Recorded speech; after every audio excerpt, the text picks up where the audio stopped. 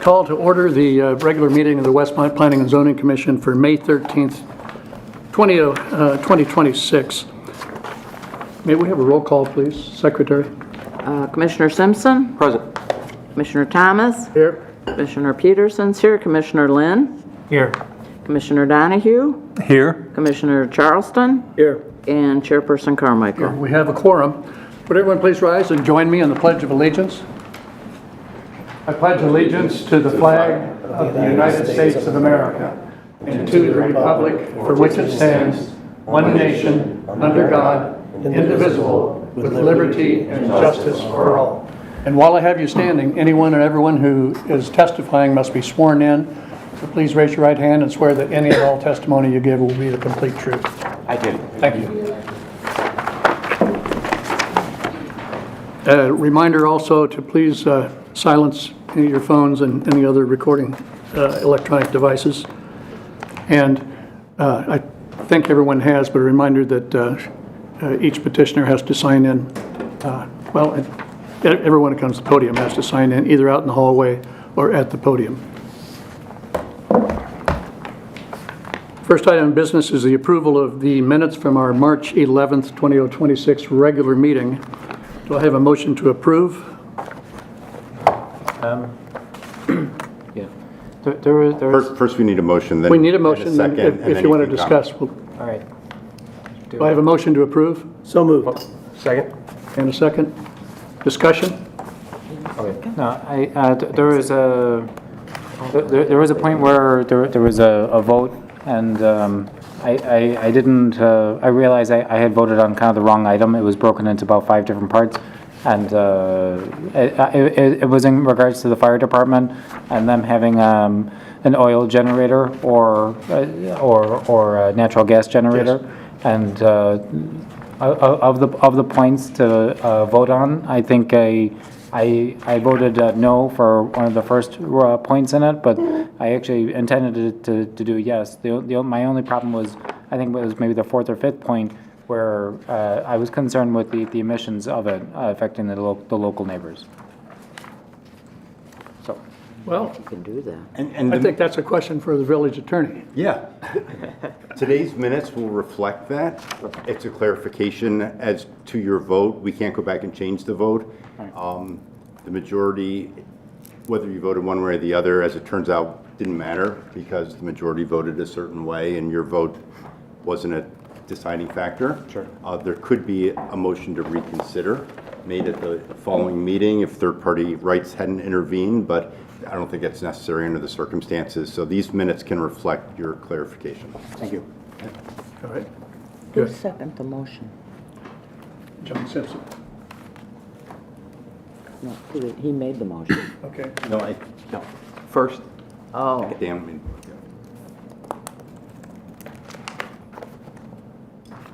All right.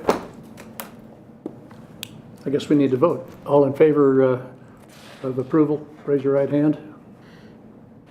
Yeah. Okay. Opposed? Seeing none, motion passes. Next, before we get started, I'd like to quickly review the public hearing procedures. First, the petitioner will be introduced, come to the podium, and present his or her petition. That is followed by staff comments, clarifications, and then the public gets to weigh in. People can come to the podium. I would ask that when you make your comments and questions that you address them to the commissioners, not turning around and with the other people in attendance. We have the village attorney with us to clarify and help us with anything when we need that help. And just a final point about this commission is a recommending body only. Our recommendations go to the village board. They have the final say-so, and they don't always agree with us. And just a final fact, the findings of fact that are included with this are included in our votes and go forward to the village board. Okay?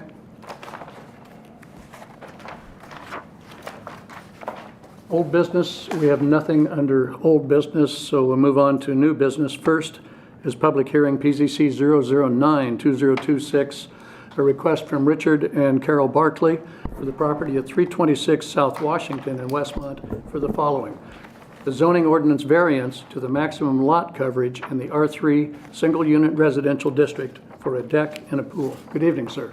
Hi, good evening, everybody. Thank you for meeting with us tonight. Before we get started, I do want to give a neighborhood support letter that just shows our due diligence with the neighborhood, and all the surrounding properties are fully aware of what I'm asking for. Okay, you can give that to staff. And staff, would you clarify how the commission would, Yes, so this is, we sometimes get signatures from the public. This is largely for my newer commissioners here. Generally, they're not understood to be the same as public testimony at a public hearing. We will accept it and provide it to the chair, but it should not be weighed as the same as a public testimony. Yeah, and the commissioners are free to give it whatever weight you think is relevant. It's just like if someone says my neighbor couldn't show up and testify, but he or she wrote a letter and they submit the letter. All right, it's not under oath, but it's something you can at least consider. I just want to make sure that that we were very thorough in what we told the neighbors, what we put in writing to them. We put a copy of the platter survey. We showed what we were doing, and we Want to review went as that, Con? far as we could on that, and everybody was okay with it. Should we proceed then? yes. Okay. For this, do I just press the space bar?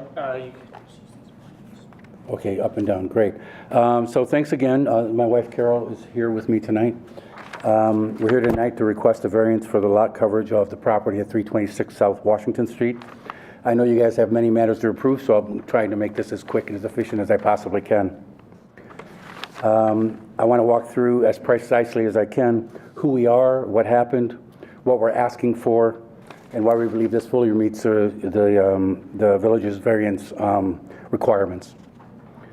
So let's go into it. This is kind of the agenda. It's quick. I want to talk you through it tonight.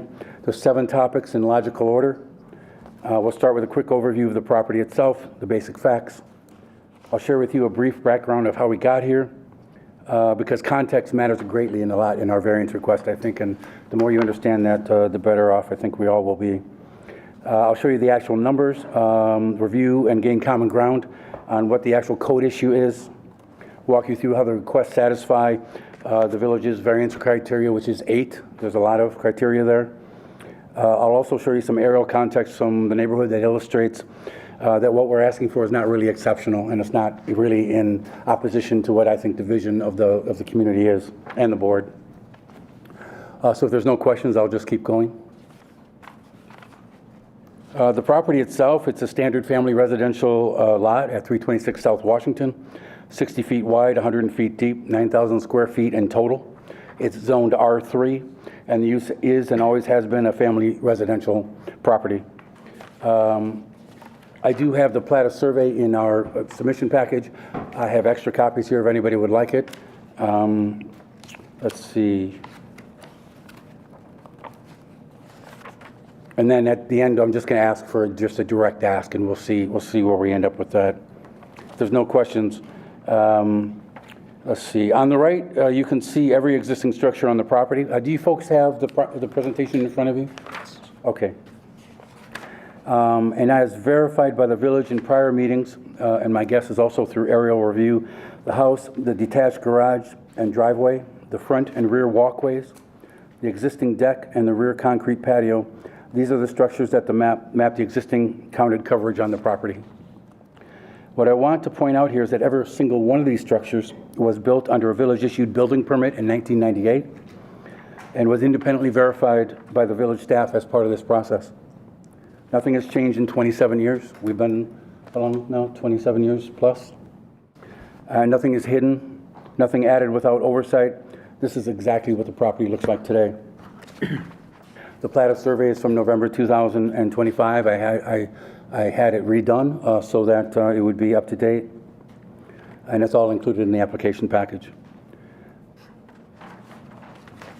So this is how we got here. This slide tells a story that I need everybody make sure they understand contextually, because this is really the point of what the variance is all about, I believe. Our home was destroyed by a fire in 1998, and it took 1 year to rebuild. It was not a minor incident. It required a complete and full remodel, reconstruction of the property, and we moved in November of 1999 after being displaced for 1 year. At that time, the village issued a comprehensive building permit for that reconstruction. Under that permit, the home was built, the driveway, the detached garage were reconstructed, the walkways were put in, the rear patio was installed, all as one part of a coordinated rebuild. All of that work happened under the village oversight during a period when the lot coverage maximums were calculated differently than they are currently. The result of that construction is a 47.04% coverage figure that the village staff has independently verified. That number was not created by us making elective additions to a conforming property. It was created by a fire that we did not choose. And we rebuilt that as the village permitted. It's also important to call out that the driveway and garage setup with an east-facing entry further back on the property was permitted and approved. And at that time, a different orientation, meaning the east. Some of those houses on that block have east-facing garages that back up to the alley.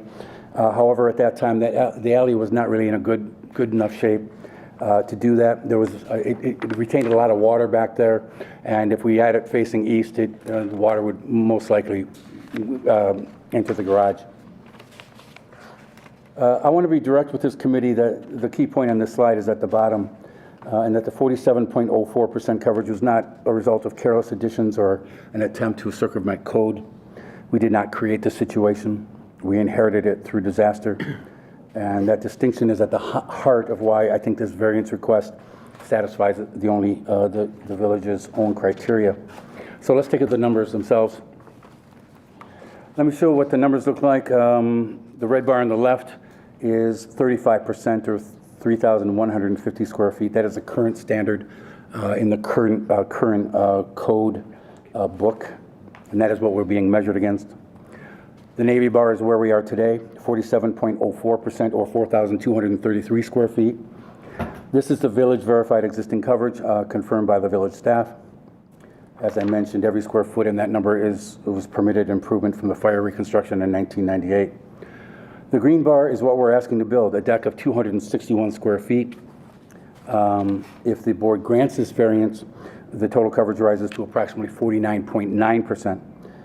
The existing deck is at its end of life and must be replaced. On top of this, so we're adding 200 square feet on that because the deck is very small. We have 3 grandsons that we're helping to raise. It doesn't really accommodate the current need or the future need after we retire and want to spend more time in the yard. We're also looking to allow a pool there. We've had a pool there in the past. It's been an put up, take down kind of pool. And now we're putting something in that is actually going to be a little more permanent. So the amber bar shows the scenario of when an integrated pool is added, bringing the coverage to 52.75%. We have submitted as part of the deck variance additional information regarding the proposed pool and corresponding site plan, as we were advised that the pool cannot be permitted until the deck variance is approved. The actual pool permit will be applied for based on the outcome of this request. The pool itself is situated to address published setback requirements from existing structures of any existing electrical outlets. It's a 10-foot variance to any existing structure or electrical outlets. So part of the thing is that the pool has to go in first because the deck is going to come up to the pool. But I can't apply for the pool until the deck is approved. So there's kind of a combination thing happening here. And I'll talk about that more later. So while we are primarily presenting a variance request for the deck, we also want to be sure that the pool permit goes through quickly, knowing that once installed, it may increase the lot coverage to 52.75%. We cannot afford, due to scheduling and financing reasons, to go through another 4 months of lot coverage scenario once we apply for the pool. That's why I've given as much information up front as I can to show the overall project, even though I'm not asking for a pool permit today. What I want you to take away from this is the visualization gap between where we are and where the code says we need to be before we submitted a single application. So let's talk about the code issue itself. The code says, section 16.08 of the zoning ordinance sets a 35% maximum lot coverage for R3 residential properties. That is the rule. The village engineer can administratively allow up to 40% when there are no drainage concerns. The PZC has already confirmed that they see no issues with drainage relating to what we're asking to be approved. Above 40% requires a formal variance, which is exactly what I'm requesting tonight. On the right, we show why a variance is appropriate. The coverage condition was not self-created. It was established during permitted fire construction. The 47.04% baseline is village verified. It's not a new violation I'm trying to legitimize. The proposed deck meets every setback and every other requirement. The only issue is lot coverage. And critically, I cannot get to 35% or even 40% without demolishing and or significantly altering these structures. That constitutes the driveway, the garage, other features, the home itself. There's no other physical way, visible path than a variance. And that's why the variance exists, right? It's precisely for the situations like this in my mind. This is not a case of someone wanting more than the code allows for convenience. This is a case of a property owner who suffered a disaster, rebuilt in good faith, and is now asking for the right to add a standard residential deck and a pool that has been afforded to other residences in the vicinity. So there's 8 criteria to get a variance here, and I want to just go through each one and tell you why I think we satisfy those. Are there any questions at this point? Continue. Criteria 1, particular hardship. Reducing to 35% is not a matter of inconvenience. It would require demolishing the driveway, the garage, or the home. This is a genuine fiscal hardship, not a preference. Criteria 2, unique physical condition. A residential fire requiring full reconstruction is an extraordinary circumstance. It is not something that applies to the typical property in the district. It is specific and unique to this lot. Criteria 3, not self-created. The fire was involuntary. The reconstruction was approved and completed with village permission in good faith. We did not add our way into this situation. A disaster put us here. Criterion 4, denied substantial rights. Every other homeowner in R3 with conforming coverage can build a deck. And I'm not saying we can't. I'm just saying that there's anything wrong with the deck we're going to build. It's just because the coverage is not within the current code. Criterion 5, not special privilege. A deck and a corresponding pool is the most standard residential accessory improvement there is. We're not asking for something extraordinary or not consistent with other properties in the area. Criterion 6, fits the zoning ordinance and comprehensive plan. I can't think of anything more than a residential deck on a single-family lot or a pool is entirely consistent with the village's land use goals for this neighborhood. Criterion, no neighborhood harm. The deck meets all setbacks. I haven't seen or heard that there's anything actually with the physical, what the contractors have supplied with material, installation, all of those things. Again, we're talking about just a coverage situation. There is no impact on the neighbor's light or air, no drainage concern, no safety issue. We have written confirmation from some surrounding properties that they understand the nature of the project and they're okay with it. They encourage us to do it. They love the sound of grandkids in the pool during the summer. And I know it doesn't count for public testimony, but it's got to be worth something, right? Criterion 8, no other remedy. We have looked at every alternative. There is no path to a 35% without demolishing permitted structures at untenable cost. Variance is the only option. So all criteria are addressed in full detail in the written variance. These are just highlights of that and included in the application package that I submitted prior to this meeting. So this is what it looks like. This is what we're proposing to build. 2 things, all in the rear yard. We're replacing the deck due to age and trying to expand upon it a little bit. It's 261 square feet. This is the primary item that triggered the permit application. It is a standard wood and composite deck. As I said, it meets every setback requirement. The village's own zoning review confirmed this. The only reason the permit was denied, again, was coverage. Second, adding a pool. I mentioned earlier that the pool permit will be processed separately after the variance is decided.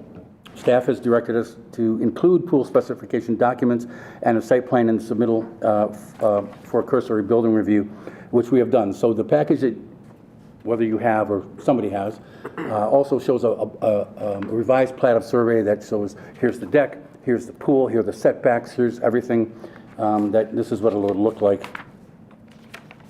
And we actually planned for the pool to be 12 feet away, not 10 feet away, so we didn't have to any future issues when we checked out by the code, by the team that is enforcing the code. So the plan here shows each of these improvements will be located on the lot with dimensions. Everything is in the rear yard. Everything is set back appropriately, and nothing about the proposed improvements affects the front or sides of the property. There is no actual flood concerns either. I think in our meeting with the engineer and Scott, it was confirmed that what we're doing is not going to exacerbate any of the flood problems in the town. So let's take a look at the neighborhood character for a second. These are aerial images of comparable R3 properties near my home. Please understand, I'm not presenting these as a formal lot coverage measurement entry, and I'm not here to point out any specific neighbor or ask the village to take any action against anyone. I just want to be clear about that. This is for reference purposes only. What I'm trying to show is presenting them as evidence of the existing character of the neighborhood. When you look at these properties, some properties are on the same street, some on the same block, but they're all in the same general area as our house. These homes with driveways, garages, walkways, patios, decks, pools, and hardscapes, just like ours, with some showing coverage more than what we're asking for, at least visually showing that. This is relevant to two of the variance criteria. First, it supports the argument that I might be denied a right to replace an expanded deck or install a pool, things that are commonly enjoyed by my neighbors. It supports the finding that approving the variance will not be out of character for the area. A deck and a pool. The full discussion of these photographs is included in my application. I'll give you other context around that. So there's 2 slides of that. Look at that at your convenience, but you'll see what I'm referencing. Any questions at this point on what I'm presenting? So section 16.8 also defines lot coverage as buildings, structures, and permanent impervious surfaces. The proposed pool is not a poured concrete in-ground pool or a concrete shell bonded with the earth. However, we are assuming that the pool will be counted against the coverage also. So that while the deck will bring us to 49.9, if the pool is included, it'll bring us to 52.75. And we're just trying to ensure that everybody knows this and is looking at the request as a whole. And I want to be straightforward with you folks. Either way, we believe that the hardship, the fire, reconstruction history, and all the variance criteria fully support your approval. Along with our effort to balance the need of replacement and expansion of the deck, of course, we're not trying to minimize the ask here or be evasive about the numbers. We're trying to be transparent about both scenarios and letting the board and staff come to their own determination on that. So why should this be approved? One, we didn't create the situation. I've explained that. We had the situation with the fire. We rebuilt with the permission. The coverage we were being held to at that time was established during the permitted reconstruction, not by our own choice. We have not made any home improvements in the last 26 years. 2, the deck meets every rule except 1. Every setback is satisfied. The use is permitted. The design is standard. The only issue is lot coverage, and the only reason we have lot coverage is from the house fire.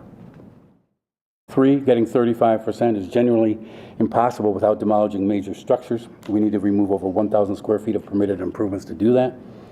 The driveway, the garage, or parts of the home, no reasonable reading of the zoning ordinance, I think, would require that. 4, our neighbors can and are building decks and pools, and we should be able to as well. Singling us out for a condition we not create. I'm not saying you're singling us out. Trust me. I'm just saying that we've come across this variance request, and we understand that there's a process and a methodology for how to get things done. So the ask.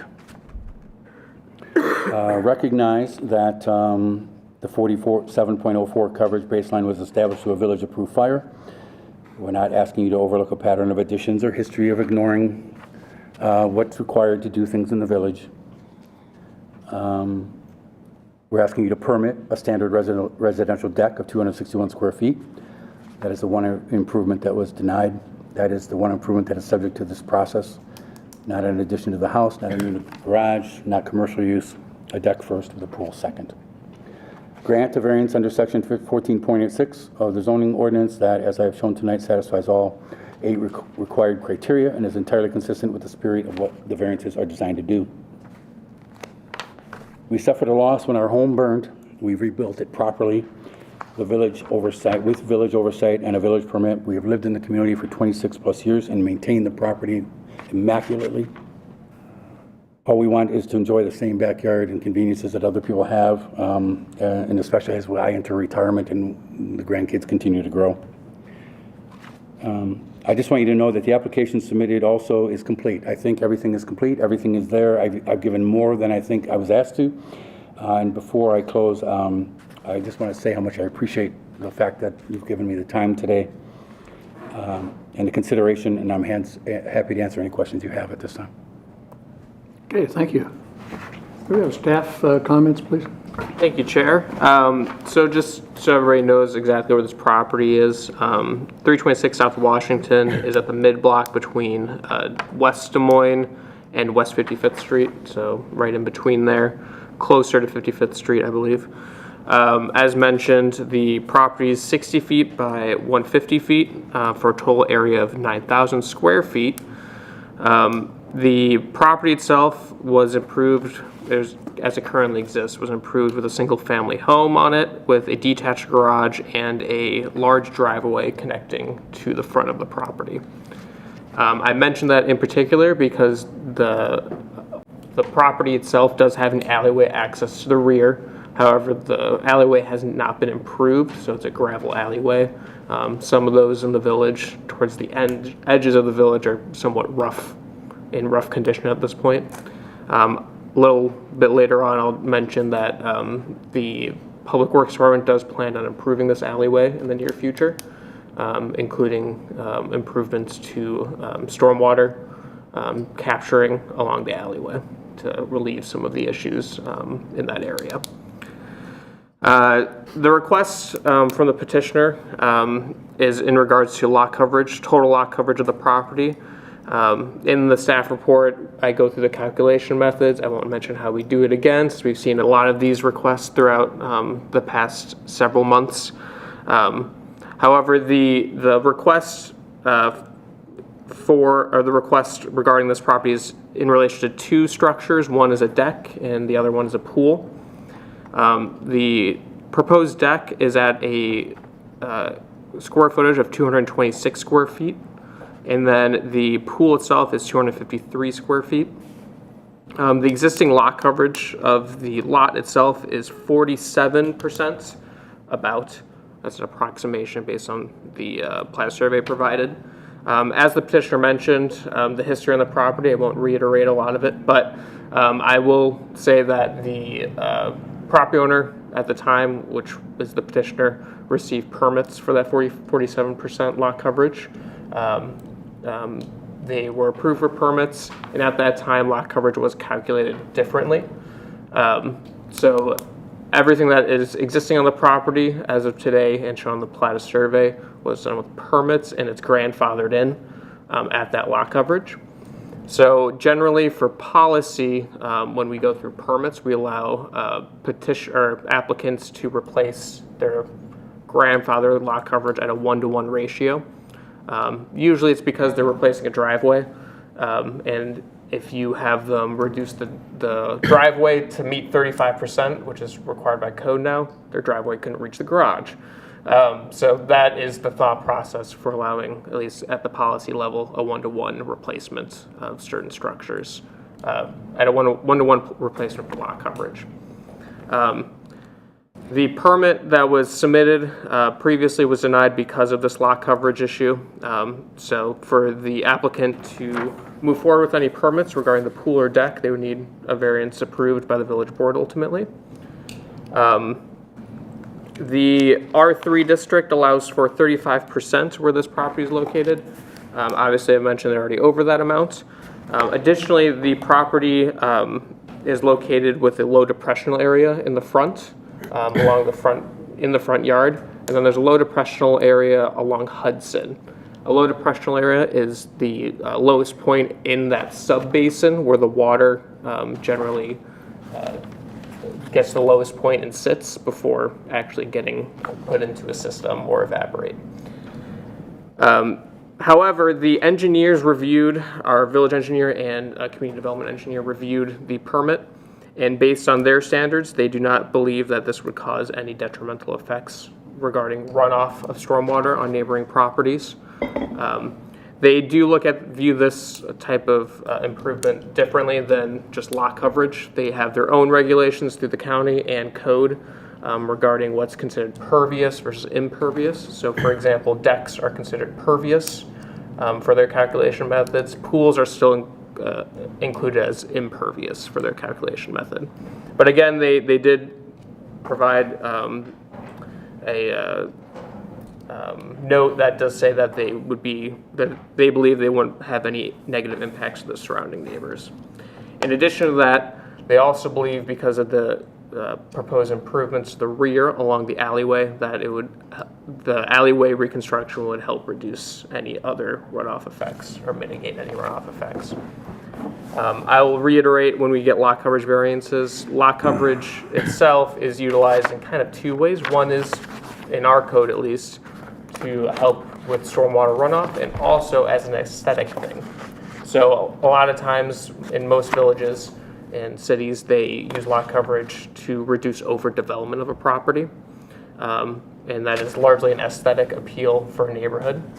I will mention that, and I've mentioned this many times, in the downtown area, in the older part of the town, many of the properties are over lot coverage because of when lot coverage was introduced was after a lot of those properties were already improved. So the petitioner provided some aerials. Obviously, staff does not verify that information. We're not provided addresses or plats of survey for those properties.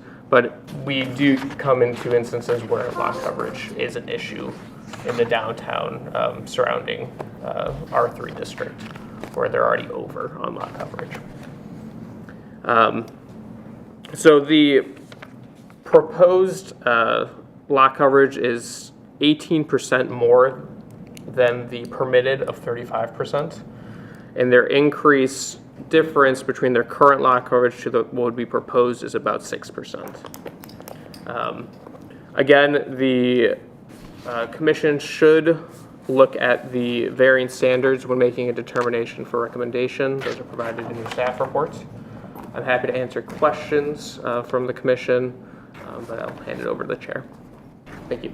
Would it be possible to add one more comment? Go ahead. One thing I didn't bring up was some of the new construction that's happening in our neighborhood also.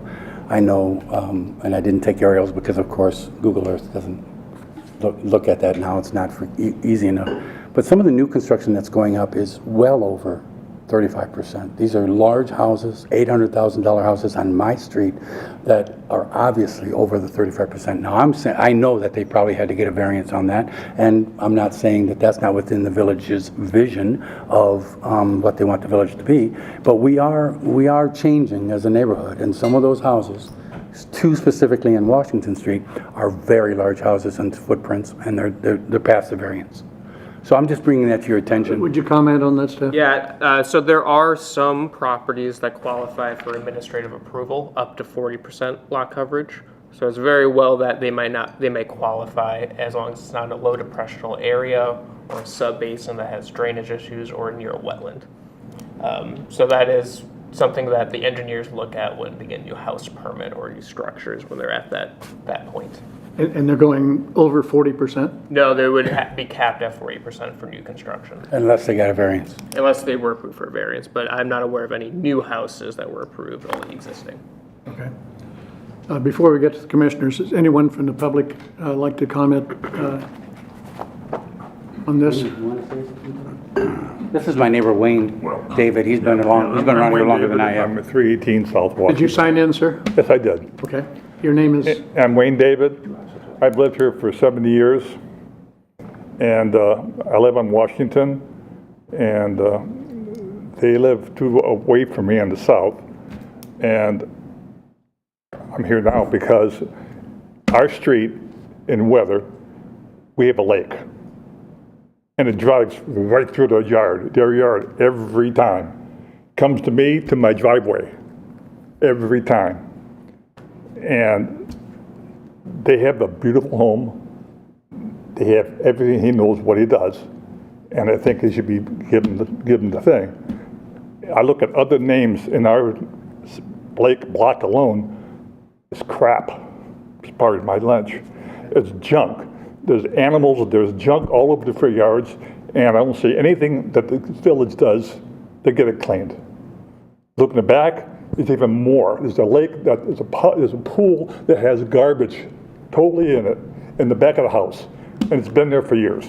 I used to live on 330 West Adams, and the people who had it in the lake, on the pool, were nice people. When they bought that, sold that place, it went down the drain. So it's like so I think this family is a good family and a beautiful home, and she had the kid. They have a pool. Thank you.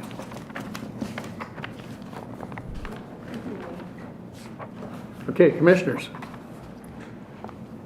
Who wants to start? I do. Go.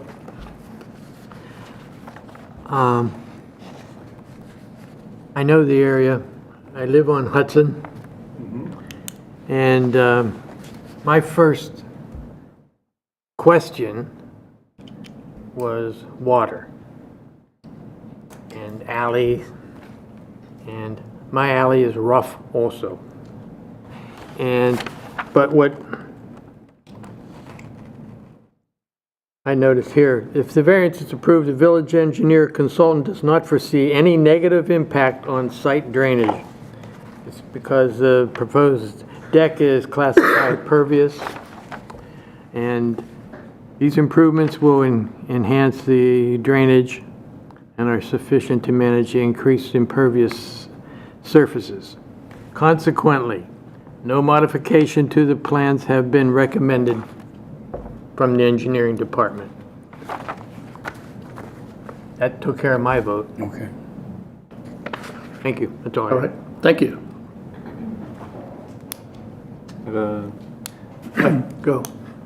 Scott, I was directed more to you. The village, as we know, is looking at coverage and thinking to change it. Can you give me an update on that? And is there, and whatever that is there any type of guidance they could give us as commissioners, like in the lead up to their changes? Because it would be kind of nice to know what they're thinking, or if there's like a new kind of benchmark we could kind of treat cases like this. I can't give specific numbers related to it. What I can tell you is staff presented methods for lot coverage changes, amendments to the code to the Community Development Committee, which is usually where we go first before presenting amendments to here. That committee consists of the village board of trustees that are part of that committee.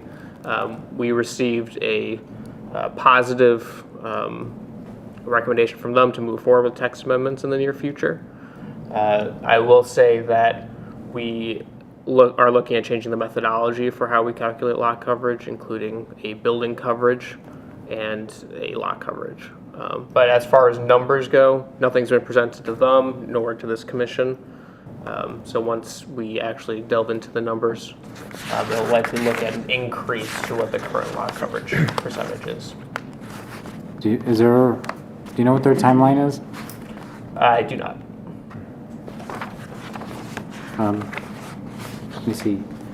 So the village engineer was okay with the site, say, and without any other improvements, say like dry walls or anything else to be included. Correct.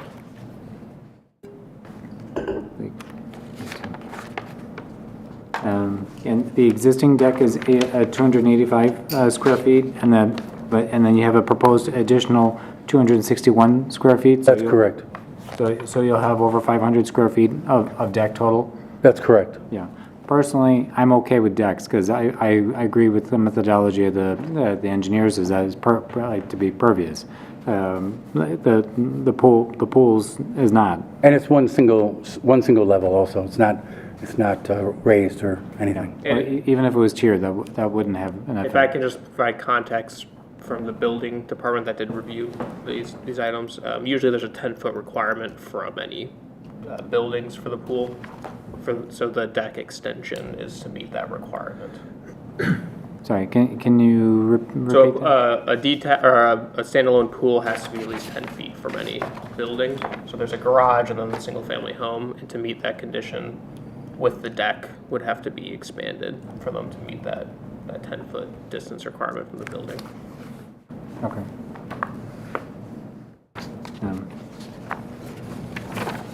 And Scott, you mentioned about alley improvements would actually help. Like, is it considered to be? Are they planning permeable pavers on those streets, or? I don't have a direct answer for what they're performing and what materials. I can tell you that it's not going to be permeable pavers, but there will be a system underneath, just like the other asphalt alleyways, is my understanding. Okay. I don't know when that will be done and when it's completed. I just know it's on their schedule for it to happen. Thank you. Yep. Can you confirm, is this an above-ground pool? Yes. Okay. Got it.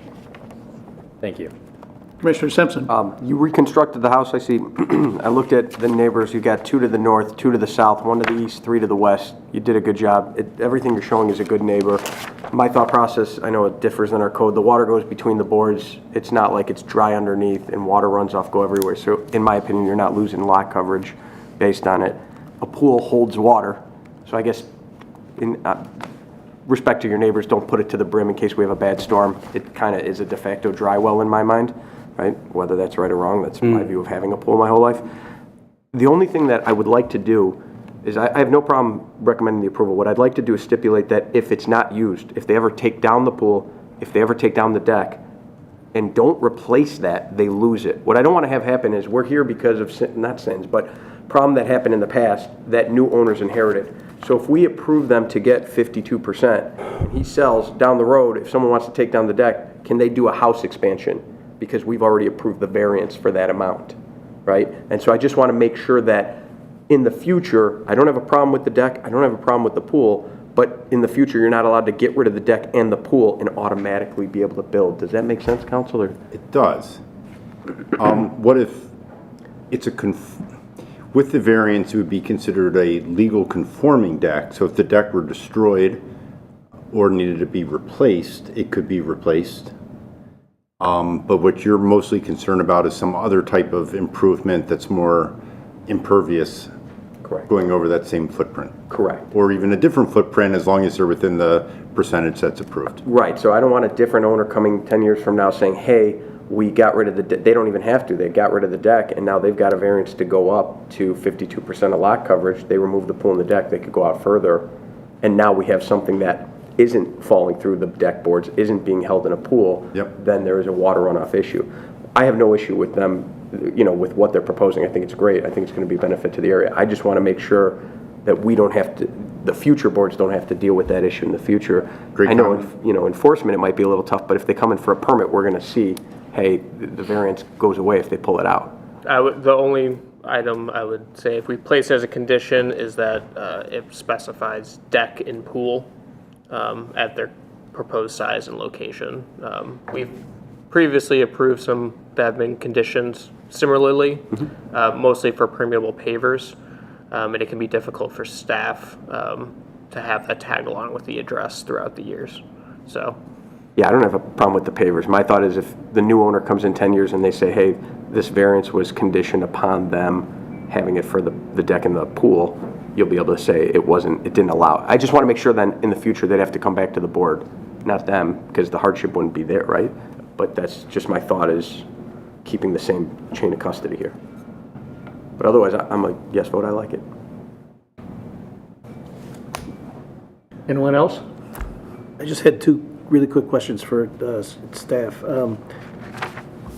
You mentioned lot coverage was calculated differently at the time that this was actually constructed, the house was constructed. Well, based on that old methodology, what was coverage at the point that it was constructed? I don't have an exact number for you just because the building permit didn't have it listed Okay. specifically.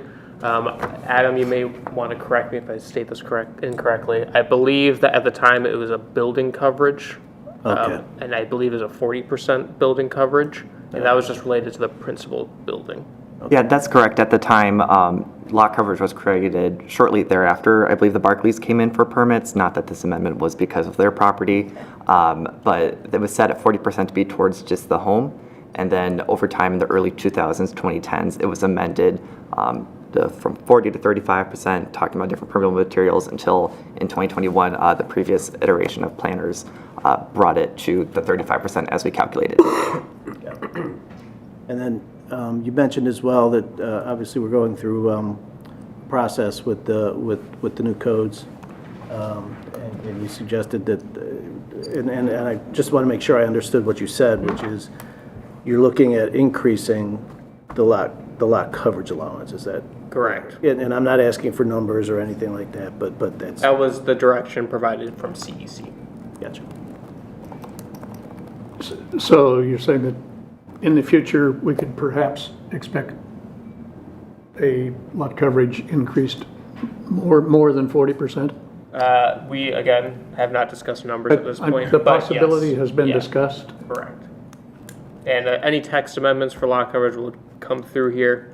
Again, there'd also be likely a separate methodology than how we currently calculate. And then the only other thing is, to the extent that council's comfortable with the language, reiterating Commissioner Simpson's concern, as long as the language works for council and for the staff, I'd share the same concern. Okay. Jill? My only concern is setting a precedence of lot coverage over 50%. If everybody in town came in with a variance and wanted to, have an over 50% lot coverage, wouldn't be good for the village. So that's a big concern for me. Not saying I'm not everyone sure is. how to respond to that other than what I've shared with you today regarding a very, very small slice of the houses that are around me that look like they're over 50% just from visually, without even doing any actual measuring or double checking whether they had any permits or anything. We've tried to be as diligent as possible in how we've designed the deck and how we've putting the pool to make sure that it is still visually appealing. We do have a 6-foot fence around our entire property. As I mentioned, the neighbors seem to be fine with it. But as you mentioned, if we set a precedence, I think the precedent should be on each individual case, not just necessarily a broad stroke. If we approve 52%, then we have to approve it for everybody. I don't think that's the case. I think that's why the variance process is there. People come up, they make their statements, you approve or disapprove based on what you see or what the current feeling is of the day. And I'm not discounting your feelings. I'm just trying to explain to you what my feelings are about it. No, I totally understand. It's just that since I've been on the commission, I've never approved a request that was over 50. Well, you could have people not even applying for permits. That's a common standard, and there's a lot of that goes on. I'm not here to count those out. I'm not here to point them out. I'm here for what my wife and I are asking for tonight with the variance. Okay, and to that other gentleman who was complaining about some properties, if he could let our code enforcement. Well, code enforcement is very much aware of it. The 2 properties he's referencing are directly across from me. We know that we have to look at it every day. I've offered to help them with that problem. Scott is addressing it according to how the village does it, through fines or letters or whatever the case is. It is just so happens that I'm the one that has to be direct. I haven't complained. I haven't submitted anything to the village. I kind of know their circumstances. It doesn't necessarily excuse them for how their properties look, but they are a disaster, and I trust that the village will take care of it. Okay, that's my only concern. Thank you. Anyone else? Mike, go. Sorry, yeah, like, I can agree with you, Commissioner Jill, that, I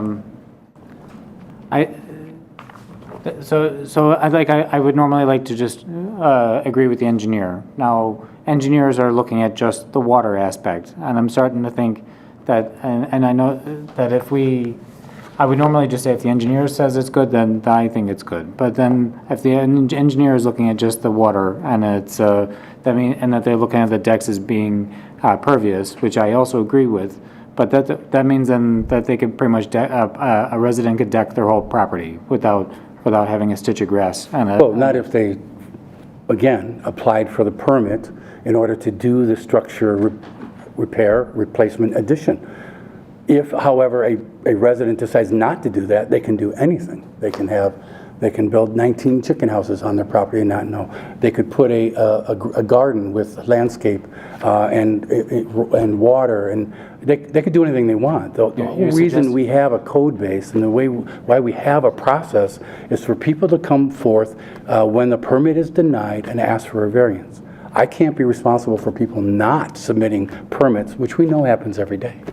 Right. Well, so you're saying how people could violate, but they can't. They shouldn't. Right. Absolutely not. Exactly. I mean, that's why I'm here. Right. I could have replaced my deck and added something to it and not even got a permit. Well, I think the commissioner should be able to make his comments with. Oh, I'm sure. I'm sorry. I'm just emotional about this. That's all. Okay.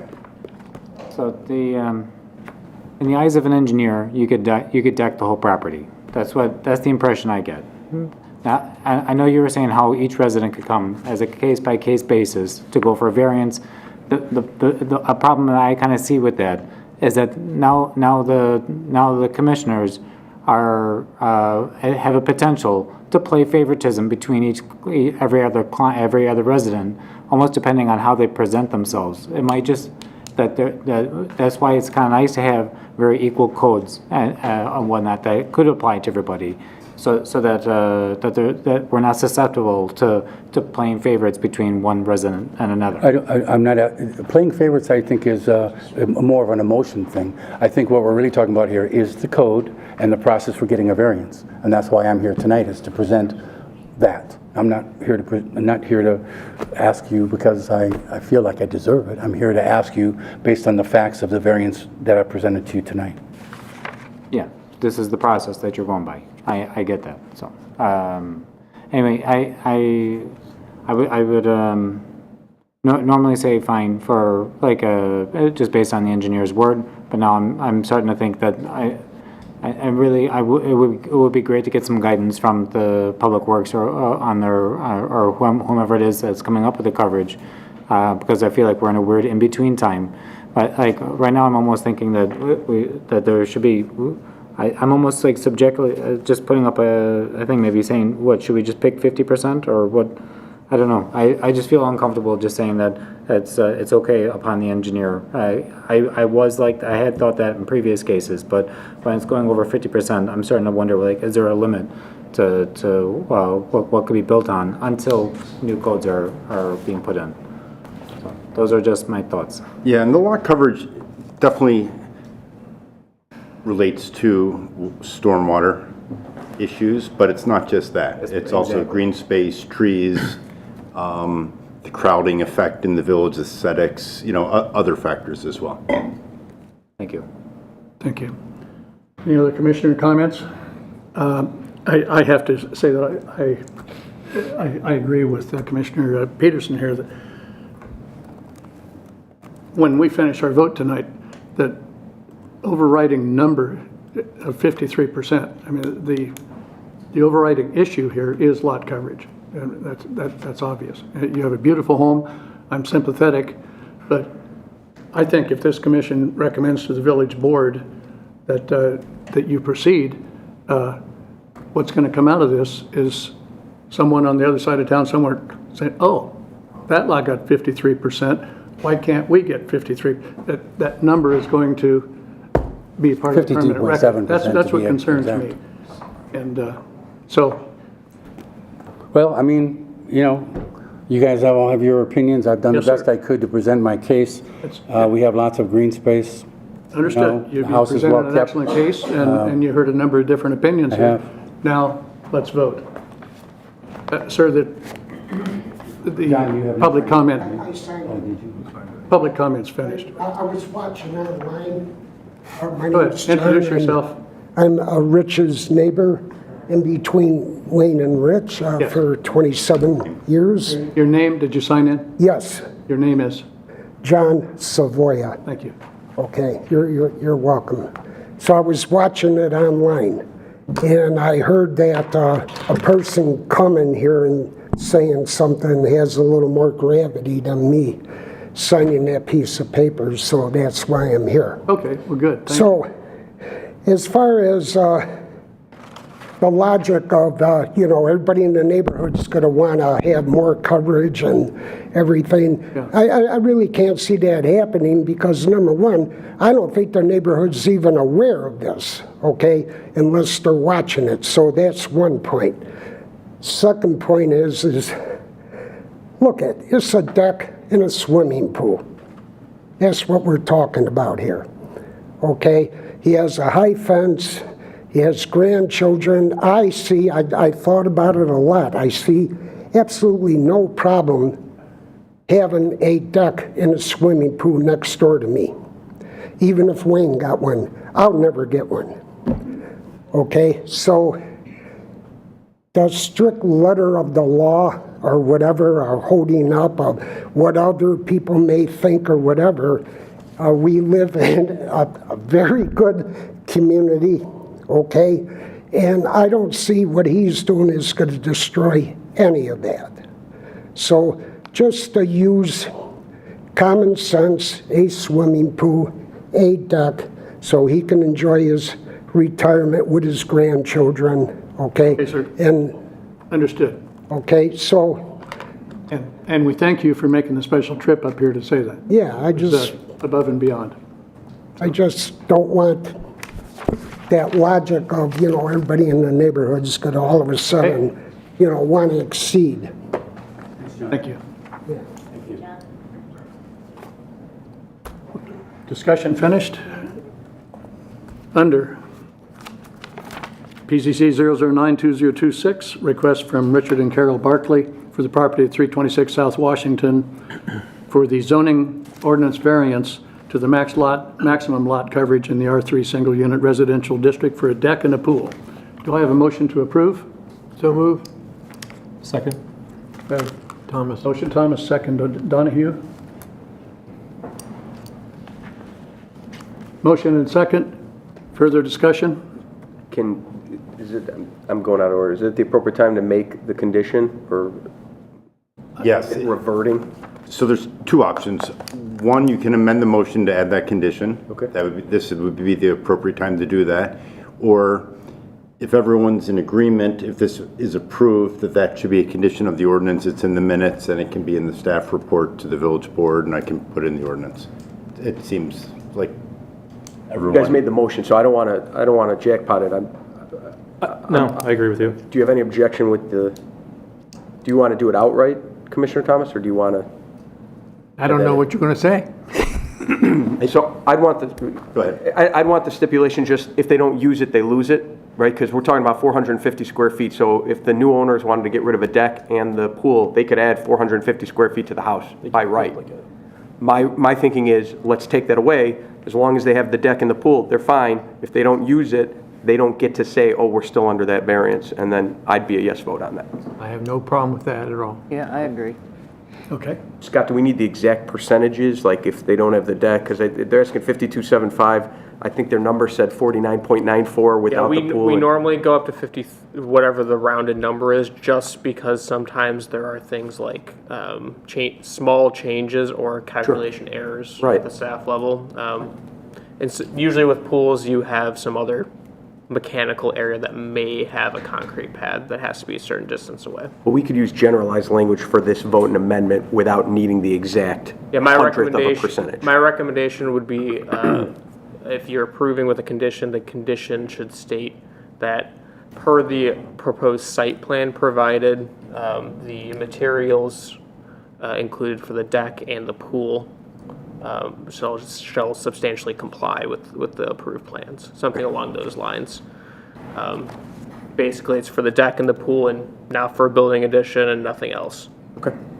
And if I can interject for the purpose of clarity, Commissioner Simpson, is your recommended condition about the difference between what's currently there and allowed at 47%, and then what the variance request is up to 53%, not the entire deck that is currently existing? Correct. Okay. Yeah, so Understood. in my mind, the 47, it's grandfathered in, it's immaterial. We can't bring it back to 35, and we wouldn't, but 47, so they want 6, it's 450 square feet.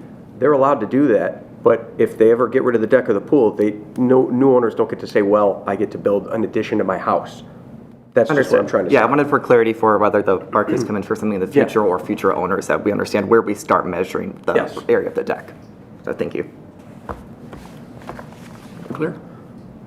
Do I need to come up with the formal, yeah. So you can make a I'd make a motion to approve amend the variant, or I'd make a motion to amend this variance. Motion to approve. A motion to amend to approve? To amend the motion to approve. to approve. Okay. The variance, providing that in the event the site plan, the proposed site plan does not utilize pool and/or the deck in the future, that the allowed lot coverage reverts back to the initial grandfathered lot coverage. Fair enough. And we can clarify We'll workshop that it. to refer Yeah. to the site plan and the materials proposed, et cetera.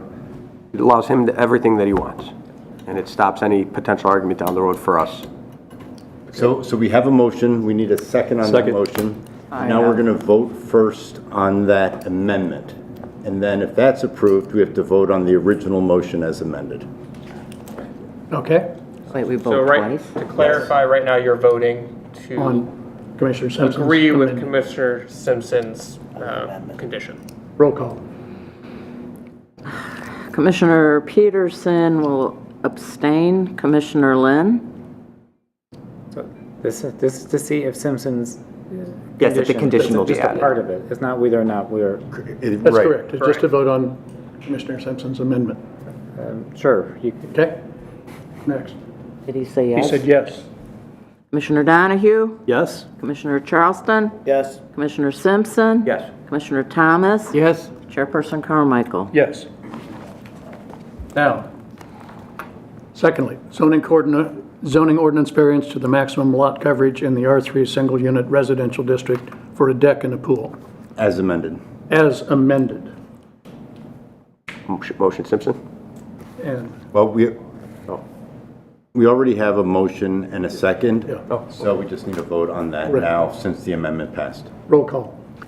Commissioner Peterson will abstain again. Commissioner Lynn? No. Commissioner Donahue? Yes. Commissioner Charleston? Yes. Commissioner Simpson? Yes. Commissioner Thomas? Yes? Chairperson Carmichael?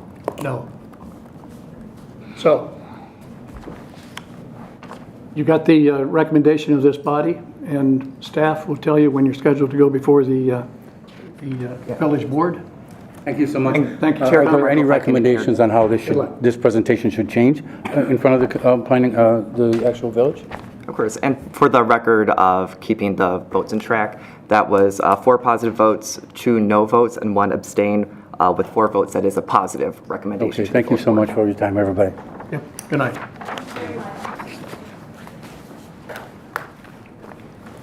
Our next item is public hearing PZC 017-2026, a request from Hinsdale Mahjong Society, doing business as HMS Mahjong Society, the petitioner, and Westmont Downtown, the owner, for the property at 10 West Burlington, for the following: a special use permit to operate an indoor other participant entertainment business, that is a Mahjong studio, in the B1 Downtown Edge District. Good evening. Good evening. Thank you so much for having me and for your time tonight in advance. My name is Angel Leviston, and I'm the founder of Hinsdale Mahjong Society, which will operate as HMS Mahjong Studio. I'm here this evening requesting approval for a special use permit for a reservation-based Mahjong studio at 10 West Burlington Avenue in downtown Westmont. Mahjong is a strategic tabletop game traditionally played in groups of 4. While it has existed for generations, it has experienced a significant resurgence in popularity nationally over the last several years, particularly among adults seeking community-oriented and screen-free recreational activities. You may have seen some of the recent media coverage highlighted here on the screen, which reflects the broader growth and renewed interest in the game across the country. Recent reporting has highlighted that trend, with Yelp reporting more than that searches for Mahjong clubs rose 4,467% between September 2024 and August 2025. HMS Mahjong Studio is designed to provide structured instruction, guided play, and organized recreational programming in a calm, small group environment. Under the village's zoning ordinance, this type of use is classified as an indoor other participant entertainment use, which is why I'm requesting a special use permit. While the category itself is broad within the zoning ordinance, the studio functions as a small-scale instructional and recreational space with quiet, seated activities and controlled attendance. HMS focuses on structured instructional classes, guided play sessions, and reservation-based programming for adults of varying skill levels. Sessions are organized in advance, attendance is capped, and programming is centered around instruction, strategic gameplay, and social connection in a quiet, seated environment. This is not intended to operate as a drop-in entertainment venue or nightlife-oriented business. Operationally, it functions much more like an instructional recreational studio with scheduled programming. The studio itself is approximately 700 square feet and accommodates 5 tables with a maximum occupancy of approximately 20 participants. Programming is reservation-based and pre-registered, which allows attendance to remain controlled and predictable. Sessions are typically 2 hours in length and occur primarily during weekday evenings, with some limited daytime and weekend programming. Typically, there is one instructor, which is me, on site. Because attendance is intentionally capped and scheduled in advance, the use remains low intensity and operationally consistent. One of the reasons I believe this use is a strong fit for downtown Westmont is because of its low-impact operational nature. Activities are seated, conversational, and intentionally quiet in nature. There is no amplified sound, no commercial kitchen, no alcohol service, and no late-night operation. Attendance is pre-registered rather than dependent on open public traffic, which helps minimize unpredictability related to occupancy and parking demand. Due to the relatively small group sizes and scheduled session structures, traffic impacts are expected to remain minimal. The location also benefits from nearby public parking and a very walkable downtown environment. Overall, the goal is to operate a calm, community-oriented recreational space that integrates positively into the surrounding downtown area. HMS Mahjong Studio is intended to provide accessible recreational programming that encourages social connection and repeat engagement within the community. The studio brings people into downtown Westmont in a thoughtful and organized way while supporting pedestrian activity and local small business engagement. Mahjong itself is uniquely multi-generational and community-oriented, and we've seen growing interest from adults looking for opportunities for structured social recreation outside of traditional nightlife settings. Over the past several months, I've had the privilege to operate HMS Hinsdale Mahjong Society programming out of Park Place through the Westmont Park District, where we've hosted structured classes and guided play sessions with participants attending from across the Chicagoland area. That experience has reinforced both the demand for this type of programming and the compatibility of the low-impact recreational use within this community. My hope is that HMS Mahjong Studio becomes a positive and complementary addition to downtown Westmont's small business community. Thank you very much. And thank you. Staff comments. Great. Thank you, Chair. Yes. So I'll keep my presentation brief. Ms. Loviston provided a very thorough one for us. But the petitioner is requesting a special use permit to operate a Mahjong studio at 10 West Burlington Avenue. The zoning ordinance is best classifies this use as a indoor other participant entertainment use. This is a broad category that includes businesses like bowling alleys, arcades, trampoline centers, and of course mahjong studios as well. A special use permit approval is required in the B1 district to assess activities like the hours of operation, how the business operates, traffic, parking, to ensure that the proposed use won't have any adverse impacts.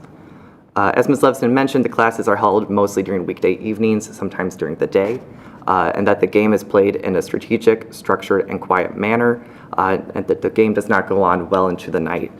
This, as the petitioner asserts, is that it won't produce any negative impacts in terms of noise on surrounding neighbors, both in the buildings and in the surrounding area. The comprehensive plan identifies the future land use of this property as downtown mixed use. This designation is intended to provide an appropriate variety of land uses and an active pedestrian-oriented area. In this part of downtown Westmont, the larger spaces typically are along Cass Avenue and see that restaurant and retail businesses, while the smaller spaces along Burlington Avenue typically see are improved with the service and office uses. Briefly touching on parking, the zoning ordinance exempts existing properties from providing any off-street spaces. There is a small parking lot behind the building. However, the petitioner anticipates that most players will be parking in the Lincoln Street lot, which is just up the alley from the subject property, or in the on-street spaces that are on both sides of Burlington Avenue, in some parts, and then on the south side further down. With class sizes max at 20 people, it's not expected that the nearby parking facilities will be overly burdened. The special use permit for an indoor other participant entertainment business is compliant with the requirements of the zoning ordinance, the recommendations of the comprehensive plan, and is subject to the standards of a special use permit approval. The findings of fact have been provided to all of you. I'm happy to go over them if needed. If not, that's all for staff. Thank you. Is there anyone from the public who would like to comment on this? Please. Good evening.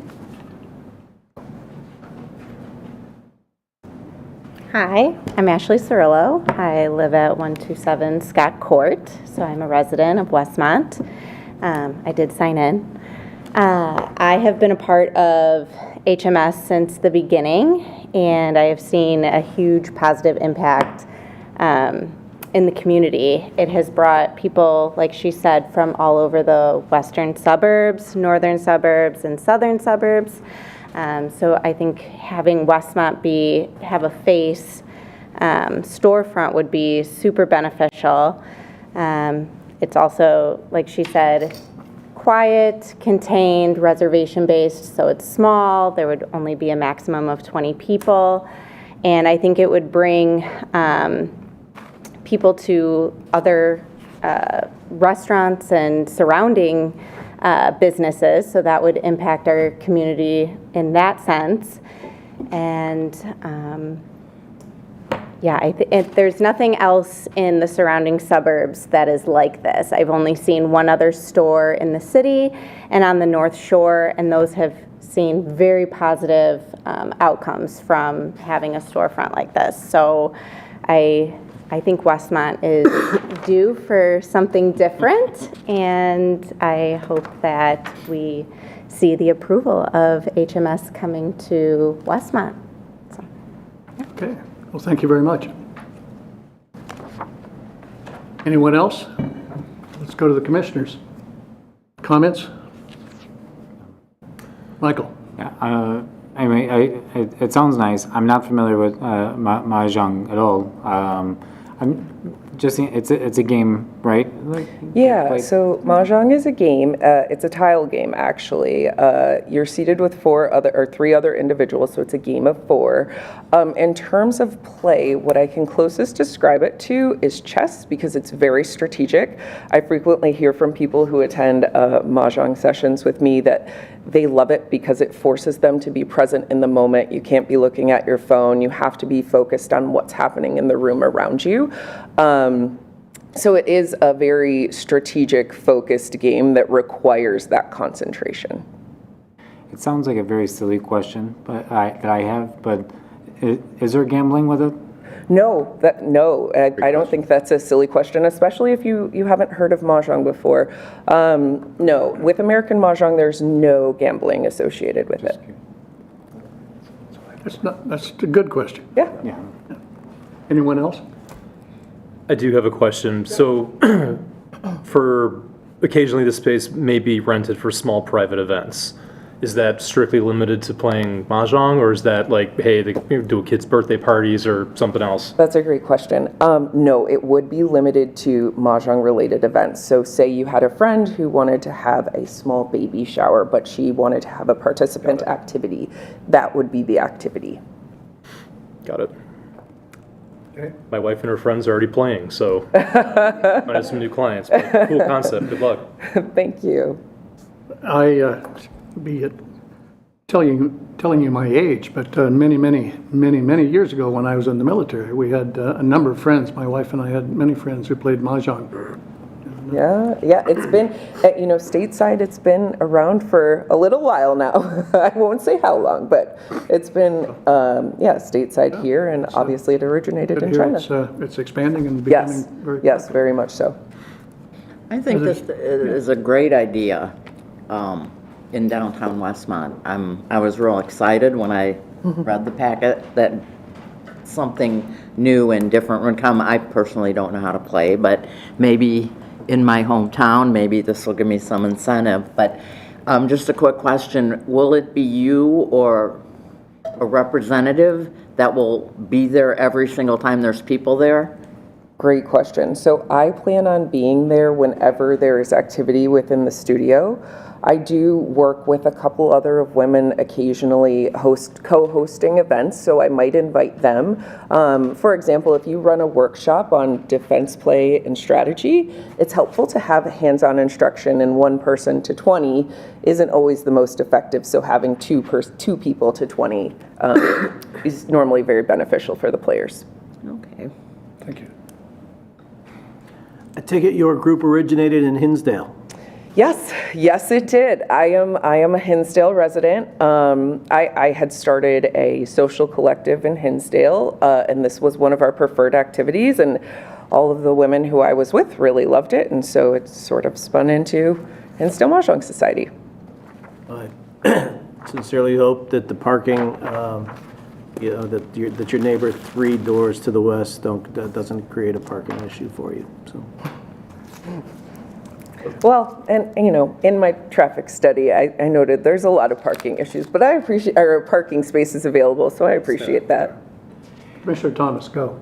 Without the parking lot up the alley, that's it has to be there for this to work, I think. Yes, well, I think that the parking lot is a great location, but there are, I believe off the top of my head, there's 24 spaces on Burlington that would fit within the criteria of our parking needs. Since our sessions are 2 hours long, there's 2-hour parking available there. Yes, and they're staggered. And then I believe along Lincoln, there also is, it's not a ton, but there is some 4-hour parking available. So if there were ever some overflow, if for some reason these spots in Burlington were full and the parking lot in the public parking lot was full, there are other options local that would fit the criteria for the use. Thank you so much. And we have a bicycle shed right across the tracks. Well, and that's the other benefit. The train is right there. Further discussion? Chair would accept a motion under PCC 017206, motion to approve special use permit to operate an indoor other participant entertainment business that is a mahjong studio in the B1 Downtown Edge District. Motion Simpson. Motion Simpson. Second, Donahue. Second Donahue. Further discussion? Seeing none, roll call please. Commissioner Lynn? Yes, I think. Commissioner Donahue? Yes. Commissioner Charleston? Yes. Commissioner Simpson? Yes. Commissioner Thomas? Yes? Commissioner Peterson votes yes. Chairperson Carmichael? I'll make it unanimous with a yes, and welcome to Westmont. Thank you so much. I'm so excited. Thank you all for your time. I really appreciate it. And I hope to see your wife at a session. Probably will. Certainly. Our next item is PZC 008-2026, a request from Tesla Incorporated, the petitioner, and Ogden Avenue, the owner, for the property at 50 West Ogden for the following. a special use permit amendment to allow modified operations and conditions for existing vehicle sales or rentals business engaged in vehicle sales and minor vehicle repair and maintenance in the B2 General Business District. Good evening. Good evening. Good evening. My name is Amina, Design Manager, Tesla, and I'm here with... My name is Zach. I'm the General Manager of the Westmont location. Thanks for having us. Zach, just for the record, can we have your last name? Family names. Oh, Zach Berta. I apologize. Amina Taj. We're here to request special use permit and also give a little update about change in operations at our Westmont in lieu of a violation from last year. So I want to report, first of all, that we've reinstated deliveries at our location starting December 2025. And it's started to pick up or ramp up consistently since March and April of this year. And we are also planning or proposing to move the existing batteries that were stored outside to be moved indoors. We'll talk a little bit about the site plan here. So what we're looking at is where our delivery cars are going to be parked, and just a general breakdown of the site, showing where the employee parking is, where the demo vehicles are, and the orange out front is where we are staging our vehicles available for purchase. So essentially that's kind of what is changed operationally. And moving on to the interior, if you look at this area here is where we are proposing to move our batteries that we use for repairs and minor maintenance to be staged indoors, moving from where they were currently stored outside, as well as showing this in the red cloud would be an existing conference room to be modified to a storage room to make more space or free up space in the service shop area to be able to store our equipment, small parts, whatever the storage need is, in order for us to be able to accommodate the batteries moving indoors. Essentially, that's really what we're asking for here. Any questions? I would like to open it to you guys. Well, we'll go next to staff. Okay. Thank you, Chair. Tesla is located at 50 West Ogden, right next to the Lincoln dealership on Ogden, and then to the north is largely the Liberty Park subdivision, which is mostly unincorporated DuPage County. And then to the east is Americash, which is in unincorporated DuPage County as well.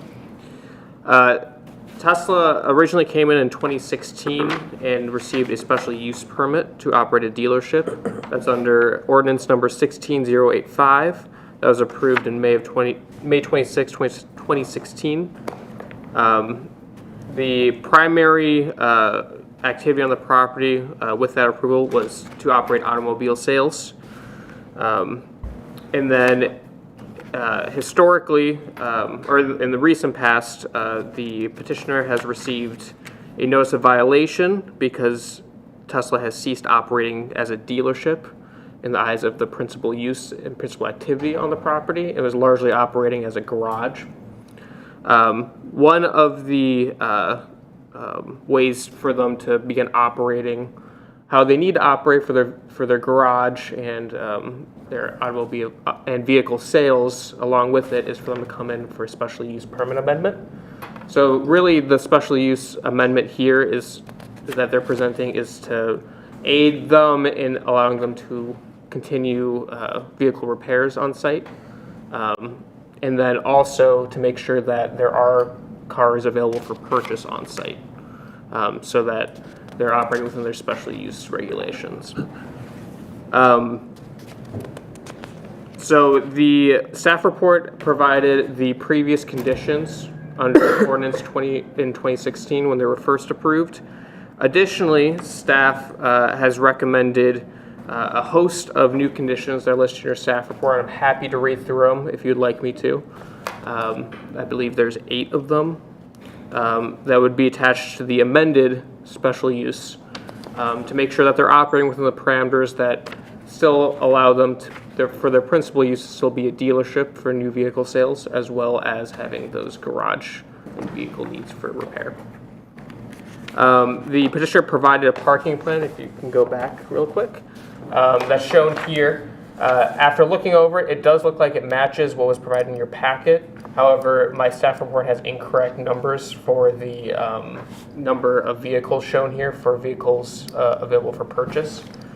This plan that's shown on the screen will be the one, if approved, will be forwarded to the village board and likely attached as an exhibit related to the conditions as well. That's as much as I have to state on it. I don't know if the village attorney has anything to add before we get to the public. Okay, thank you. First, thank you for the parking plan. That was immensely helpful. I think exactly what the village was looking for. It shows cooperation on one hand, which is great. It allows the village, if it ever wanted to, check and see, hey, is there new car inventory on site? Could more easily do so based on the parking plan.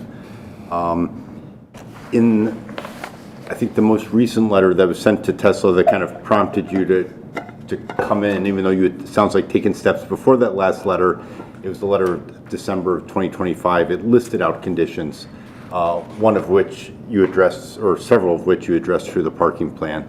It was also making sure that this location is listed as a location that's available to accept delivery of vehicles. It seems like on your website it shows that now.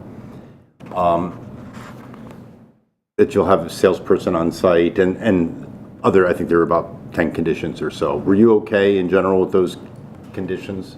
Yeah, everything was fairly easy to comply with as we restarted delivery operations, so there was no issues there. And with the sales tax information, that if vehicles delivered to this Westmont site where the paperwork signed, then Westmont would be the point of sales for sales tax, things like that. Yeah, all good? exactly. Westmont would be where the vehicle was delivered to the customer, and that's what we've been doing since we restarted operations. So. And for the commissioner's benefit, those conditions don't appear on their face to be like true zoning conditions, but they're related, that they were requested of the applicant to demonstrate that they're operating as a new car dealership, because they were primarily, if not only, doing service, but their previous special use was for a dealership. So it seems like we're working together with them to get this solved and make sure that they're still able to do their full service, but also have some vehicles on site for sale. And if I can just add, for those that are here for that case in the audience, there are no proposed changes to the site plan, no new structures, no new buildings being proposed, no changes to the drive aisles or parking spaces, just the allocation of those spaces for the particular types of cars being stored. Thank you. Okay. Anyone from the public like to address the commission on this? Good evening. Hi, my name is Patsy Albrecht, live in Westmont, and I happen to live, Zahari and I happen to live behind the Tesla dealer, and there's a series of 3 townhomes right there. So I just want to make sure, one is it's super noisy there, and a lot of their garbage goes into the retention area, so it does need to be cleaned up on a regular basis. And they had agreed to take care of that area, which needs some work, but I want to make sure, most importantly, from a property plat survey perspective, that they're not extending anything into the retention area. They are not, that's correct. Okay. Thank you. Thank you. Anyone else? Would you like to respond to that? No? The like that area behind the dealership, it collects a lot of stuff. It's sort of a wind tunnel between us and Lincoln, so it's a constant struggle to keep all that area clean. Lincoln's also going through construction right now, so there's quite a bit more than we typically see, but I can connect with our landscaping crew and make sure that we can attend to that the best we can. And I'll just mention the property owner is required to maintain that detention area per the engineering requirements. Okay, got it. Let's go to the Commissioners? Comments? No. Questions? Sir? Just curious, like, how many Teslas do you guys sell a year at the dealership? We're a publicly traded company, so I can't share specific numbers for sales or delivery. We are only able to do that, when the company does so. Okay. Yeah, I'll just mention sales taxes and anything related to that is technically outside the scope of the commission. Sure. Yeah, correct. It's proprietary information. None of our business. Right. John, go ahead. Only question I have, one of the special requirements said no body work or painting to occur. Is it going on and they're changing that, or that's still, so that stands? This is just a matter of formatting the special use permit to what the current code says? Correct. Got it. Okay. But you are going to expand, you can get one more car or something in it. How many cars can you service at a given time at once? If we go to the plan, honestly, it depends on whether the car needs a lift or not. I'd say like 8 to 10 would probably be the maximum. And you'll be able to get maybe one more in there when you move that storeroom and take that space. Not really. So the storeroom is predominantly just to move the parts and stuff. It's not going to fit in a car by any means. We are not proposing any changes to the service volume at this point. It's going to stay the same. All right. Anyone else? Okay, under PCC 0082026, request from Tesla for the property at 50 West Ogden for the following: a special use permit amendment to allow modified operations conditions for an existing vehicle sales or rentals business engaged in vehicle sales and minor vehicle repair and maintenance in the B2 General Business District. Do I have a motion to approve? Motion Simpson. Motion Simpson. Second, Thomas. Second Thomas. Discussion? Seeing none, roll call, please. Commissioner Donahue? Yes. Commissioner Charleston? Yes. Commissioner Simpson? Yes. Commissioner Thomas? Yes. Commissioner Peterson votes yes. Commissioner Lynn? Yes. And Chairperson Carmichael. Yes.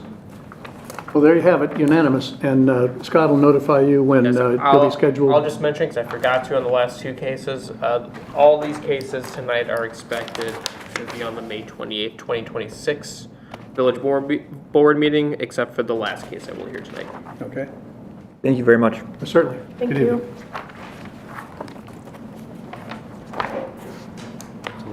I was hoping he was going to be here on March 5th. You want your CEO, otherwise. Moving on, under public hearing PZC 013-2026, we have a request from the Village of Westmont for the following. First, zoning ordinance text amendments to Chapter 95 zoning of the Westmont Code of Ordinances, Section 601, regarding the addition of video gaming accessory as a permitted use in the B1A downtown core and the B1 downtown edge zoning districts. And second, zoning ordinance text amendments to Chapter 95 zoning of the Westmont Code of Ordinance, Section 604, regarding the deletion of certain supplemental use regulations for video gaming accessory. Staff, you're going to defend. Scott Williams, Senior Planner. Yes, sir. Just to give some background before I get into any specifics on these regulations. So the village is requesting these zoning text amendments in response to an increased interest from potential new downtown businesses, following direction from the Administration and Finance Committee that met previously in their last meeting. So currently, the code, as it sits, prohibits any new video gaming establishments as an accessory use in the downtown. We also currently and will continue to prohibit any video gaming uses that are primary use. Those are video gaming cafes. Although we're proposing to allow video gaming as an accessory use, permitted use in the downtown, as it was previously, there are other mechanisms that the village uses to look at potential users. One of those is liquor licensing. So with liquor licensing, generally they need to have a liquor license for a year, and then they can make a request to add video gaming along with their liquor license for this accessory uses. I will also mention that at that same finance committee, they were also suggesting making changes to those regulations for liquor licensing. That is outside the purview and scope of this commission. So I can give, and the village attorney can also give some background on that, but the changes to liquor licensing is done through the liquor commissioner. Related to the changes, as you can see on the screen, we would be changing the permitted use allowance for the B1A and B1 for video gaming accessory, and then video gaming cafes would still be prohibited throughout the village.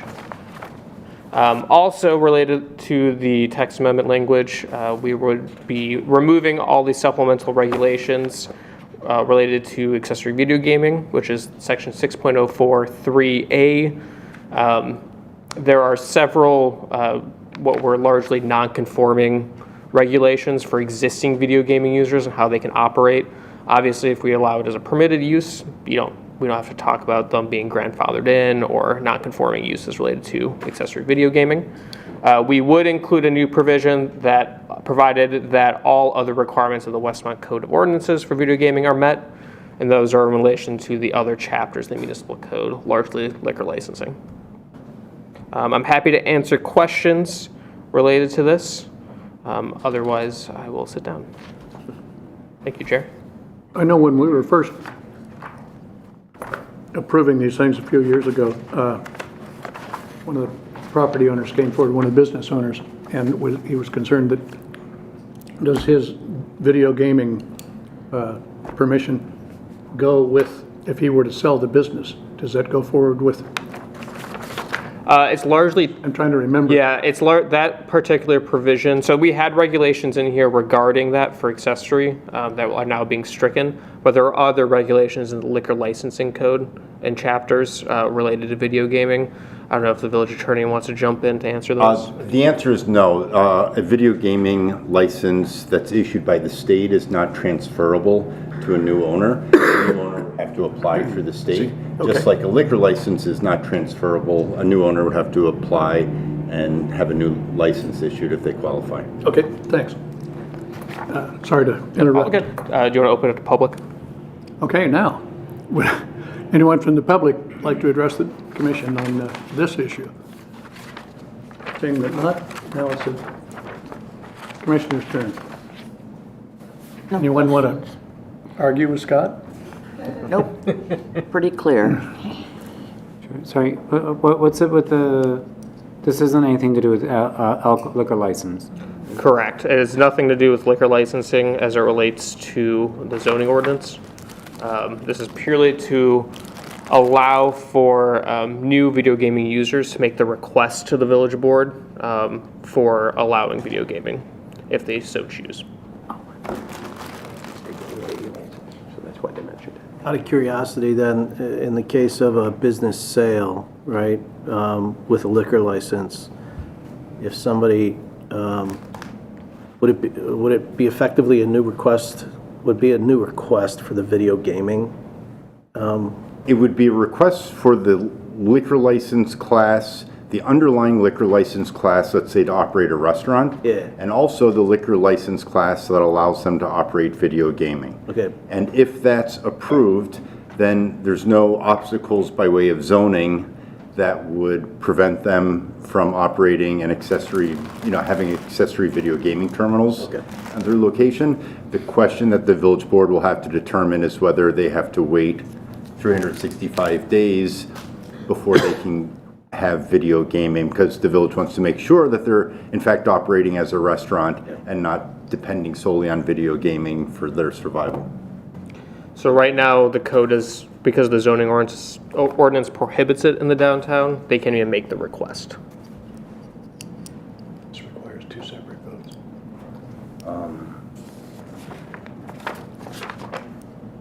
Yes, there are two separate votes. Scott, sorry, is there, I was working with another village about a similar facility, but that, is there a limit to how many liquor licenses or video game licenses could go out in a village? Yes, the number's capped by the village board by ordinance. So if someone wants a new liquor license in any class, they have to come before the village board, ask to have the number of available license increased by 1 so that a license is available for them. And if they qualify for the liquor license, then it's up to the local liquor commissioner to give them that license.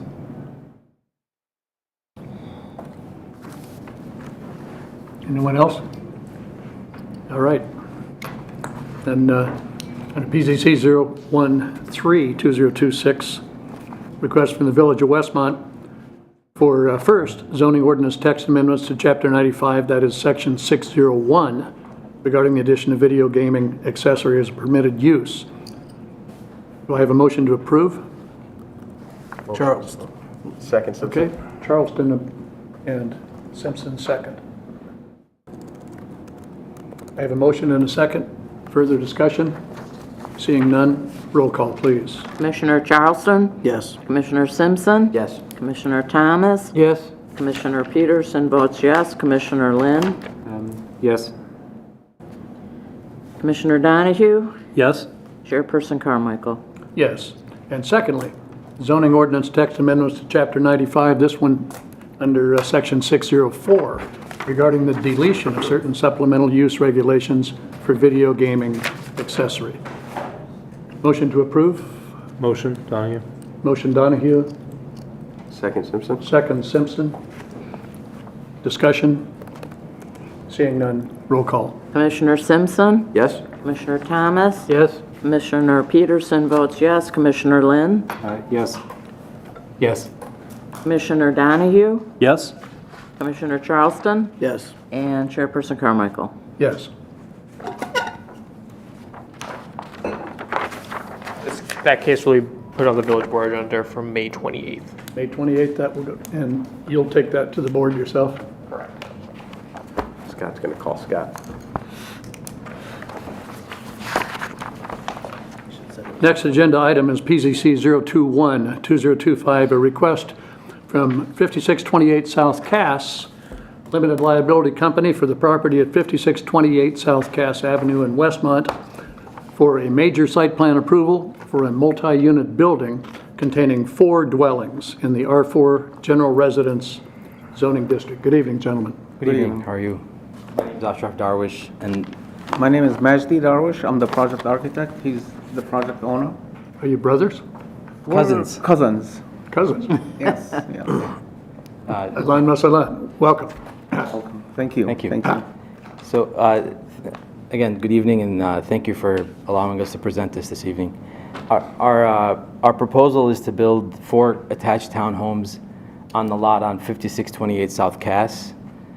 This is the lot. It's on 56th Street, so the townhomes would be facing 56th Street, and behind them are already 4 existing townhomes. What we're proposing is 2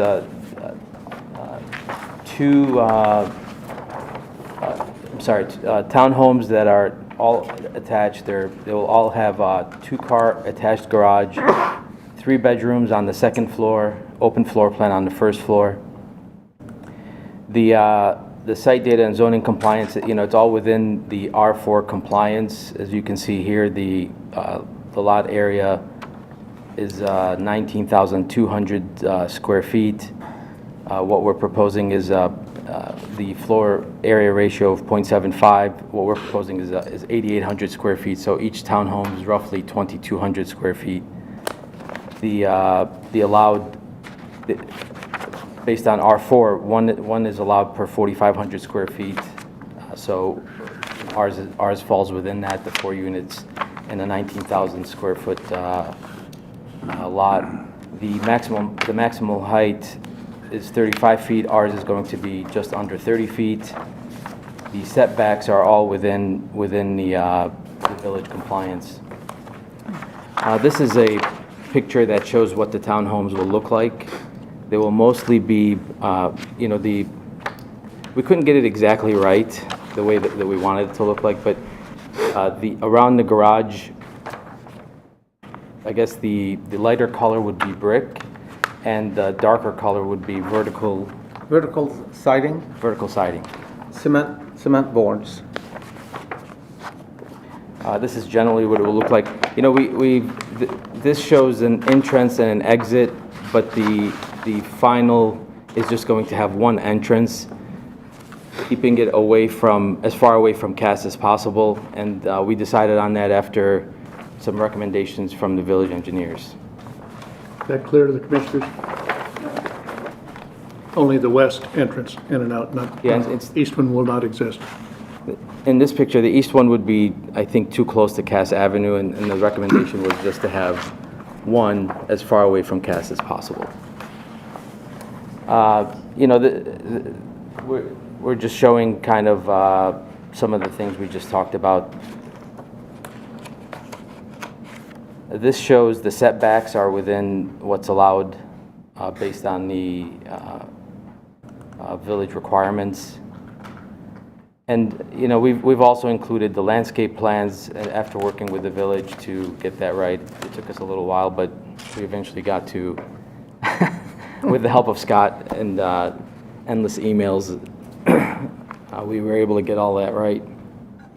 But essentially what we're proposing to do is to demolish an old house and build 4 beautiful townhomes right on the main street in Westmont, which I think would be good for the community. And this is not anything different than what's already there. I think, you know, this is not an original idea by us. We decided to buy this lot because we saw that there were 4 townhomes on a similar lot, a little bit smaller lot, but similar at least in width, directly behind this lot. So.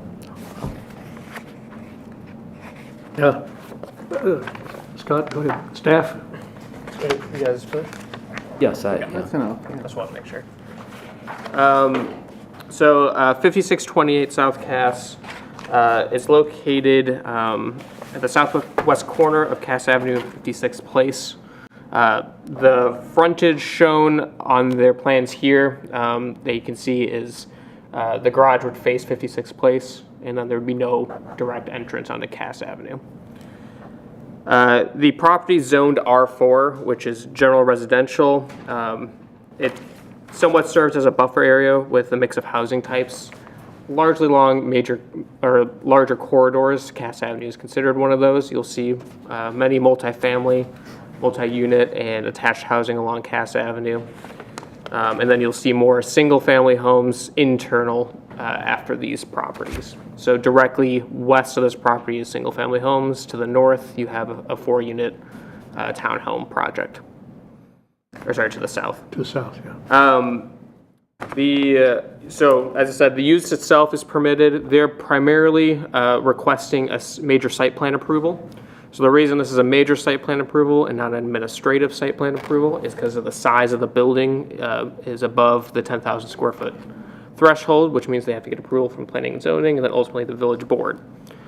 Site plan approval, we adopt the site plan itself, we adopt the landscape plan, and then we adopt the building elevations that will be included in any ordinance that's produced as an exhibit that they would have to abide by. In your packets, you have all those plans for review. I can say that the building itself meets all setbacks. The patio at the rear meets the minimum setback.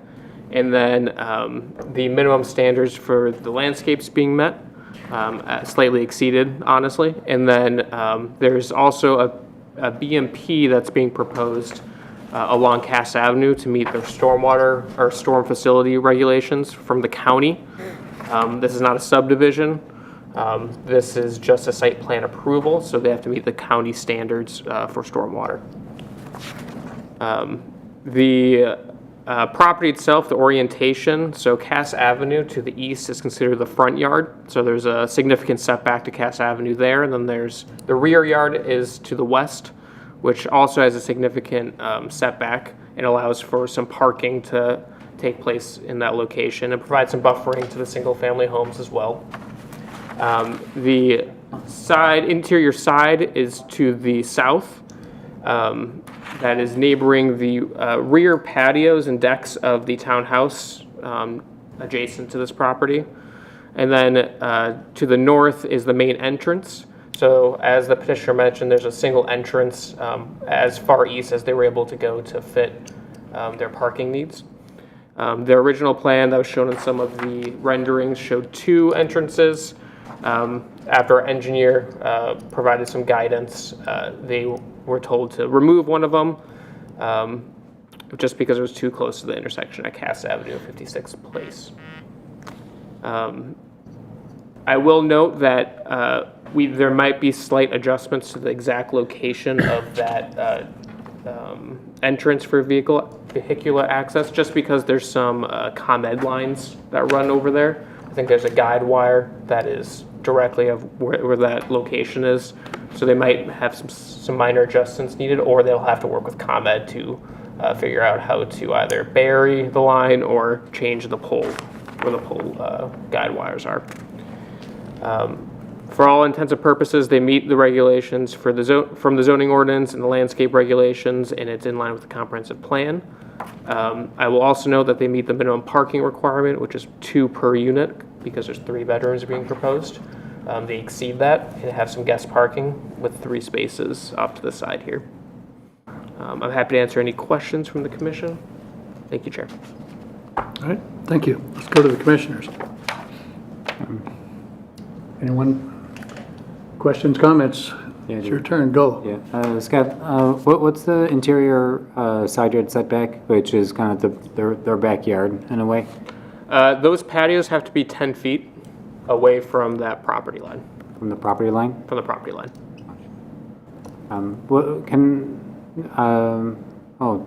I don't see floor plans in this. Correct. We do not adopt floor plans with site plan approval. Okay, sorry. And then, let me see. What's the maximum height for building height in for this area? It's 35 feet. 35 feet. Yes. Right, and then your building comes up to what height? 29 feet, 10 inches, I believe. Okay, so you could go higher? Is it that you just chose not to? That's correct. Okay, because even the 35 feet is to the mean, isn't it? Not to the... It depends on the roof style. So if it's a flat roof, then you go just to the flat part of the roof. And then if it's a gable roof, you take the average from the eaves to the peak. Right, the mean height. Correct, yes. Right. So okay. And then, what, do you mind me asking, maybe I'm just wondering about kind of like the quality materials and things going into it. So say, like, what's your first floor ceiling height or the second floor ceiling height? The first floor ceiling height is 10 feet, and I believe the second floor ceiling height is 9 feet. Is it? Okay, cool. I like to hear that. There's a basement, 9 feet, 9-foot basement. Okay. But that doesn't count within the height. Okay. Which one of these elevations then shows like the view from Cass Avenue? I don't know if we have that in here. I think there's an east elevation.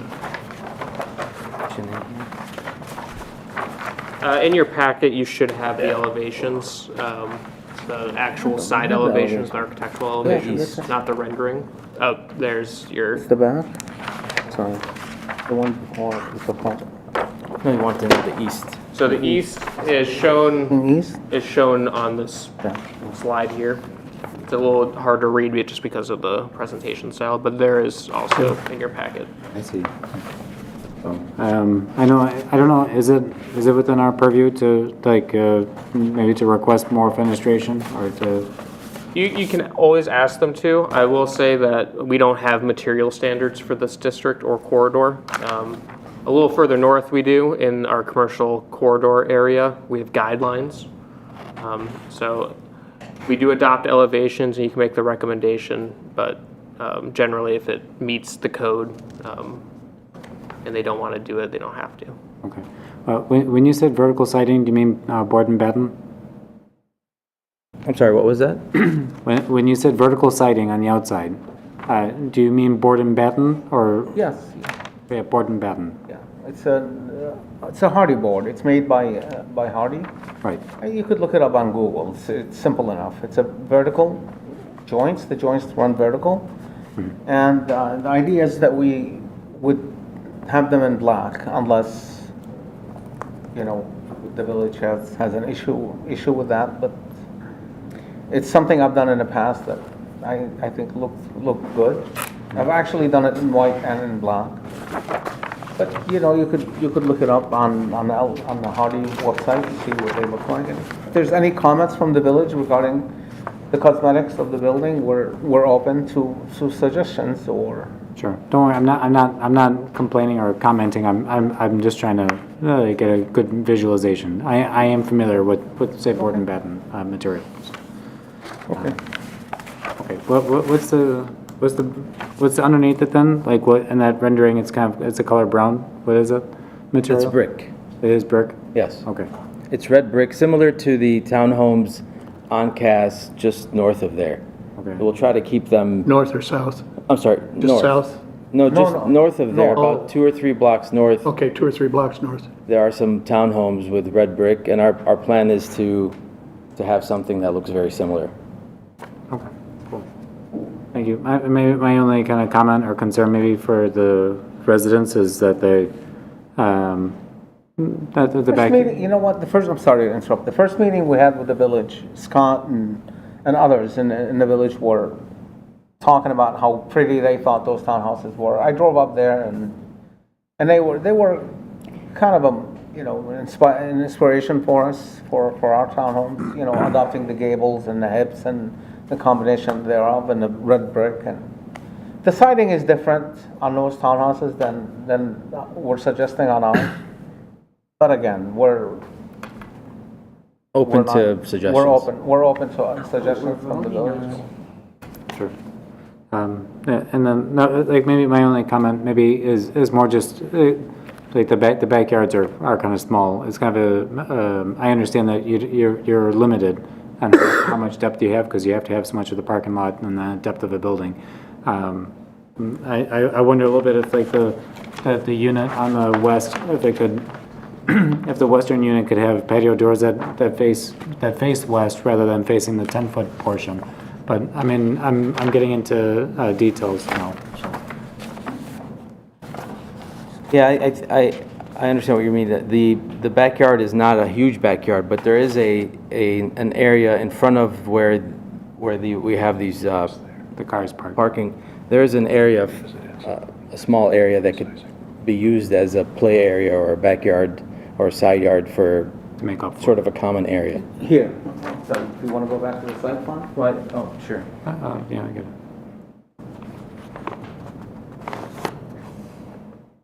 This? Here. Correct. We're zoned R4, the zoning is R2, so this requires a 40-foot setback. So it's quite a distance from that, so we could utilize this area. It's 30 feet on this side and it's 10 feet in the back and 30 feet in the front. Yeah. No, I understand. It's good. It's nice there's that bit of yard as a bit of a relief, so that I get it. Thank you.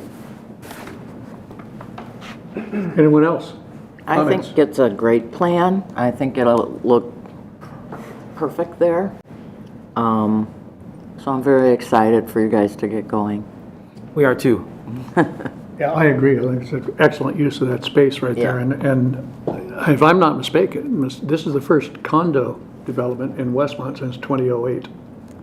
Yeah, that's... Well, related to that, this presently sits on a single tax parcel, right? Is that correct? Yes. And so you would also contemplate subdividing to the individual units? I believe, sorry. Yeah, if please, you wanna answer. yeah, thank you. No problem. I believe that they planned on, at least in their narrative, they noted that it would be condo platted. Oh, condo platted, okay. Which technically is not a subdivision of any kind, similar to, or not related to like individual lots on their own. Condo plats go through our engineer to be processed, and that is when we actually require an HOA to be developed to take care of the common areas. Gotcha. Yeah. Vertical siding. Yeah. The farmhouse look. So when it gets to permitting or when it's approved, if it's approved, that's when we take care of these specifics. No, thank you. I missed that in the narrative. Will the street address be 56th or Cass? They'll remain Cass? 5628. No, it'll be There would 56. be 56 place. The I new would street, imagine. the new street But I think address the of the post office units. decides that. Actually, I Adam decide does. that. Yeah, I think. That since the front yard is along Cass Avenue, it'll use a logical progression based on Cass Avenue. I believe in working with the fire department. Obviously, this, as Chair Carmichael pointed out, this is the first development of individual units in quite some time in Westmont. So we'll work together. It might be unit numbers, or each one will be like 5628, 5630. But before you go to permitting, we'll provide some more guidance about that. By the way, the building is fully sprinklered. Oh, fire sprinkler, fully. With 2-hour partitions between individual units. And they go through the floors all the way up to the structure. I'm leaving 1 inch below the roof, you know, in case of settlement and so on. That gets filled with a 3M 2-hour caulk, fire caulk. So it's a 2-hour separation between the units. So That adds a lot of cost to your construction, doesn't it? Sprinkling. Sprinkling adds Yes, a it lot does. of significant cost to it.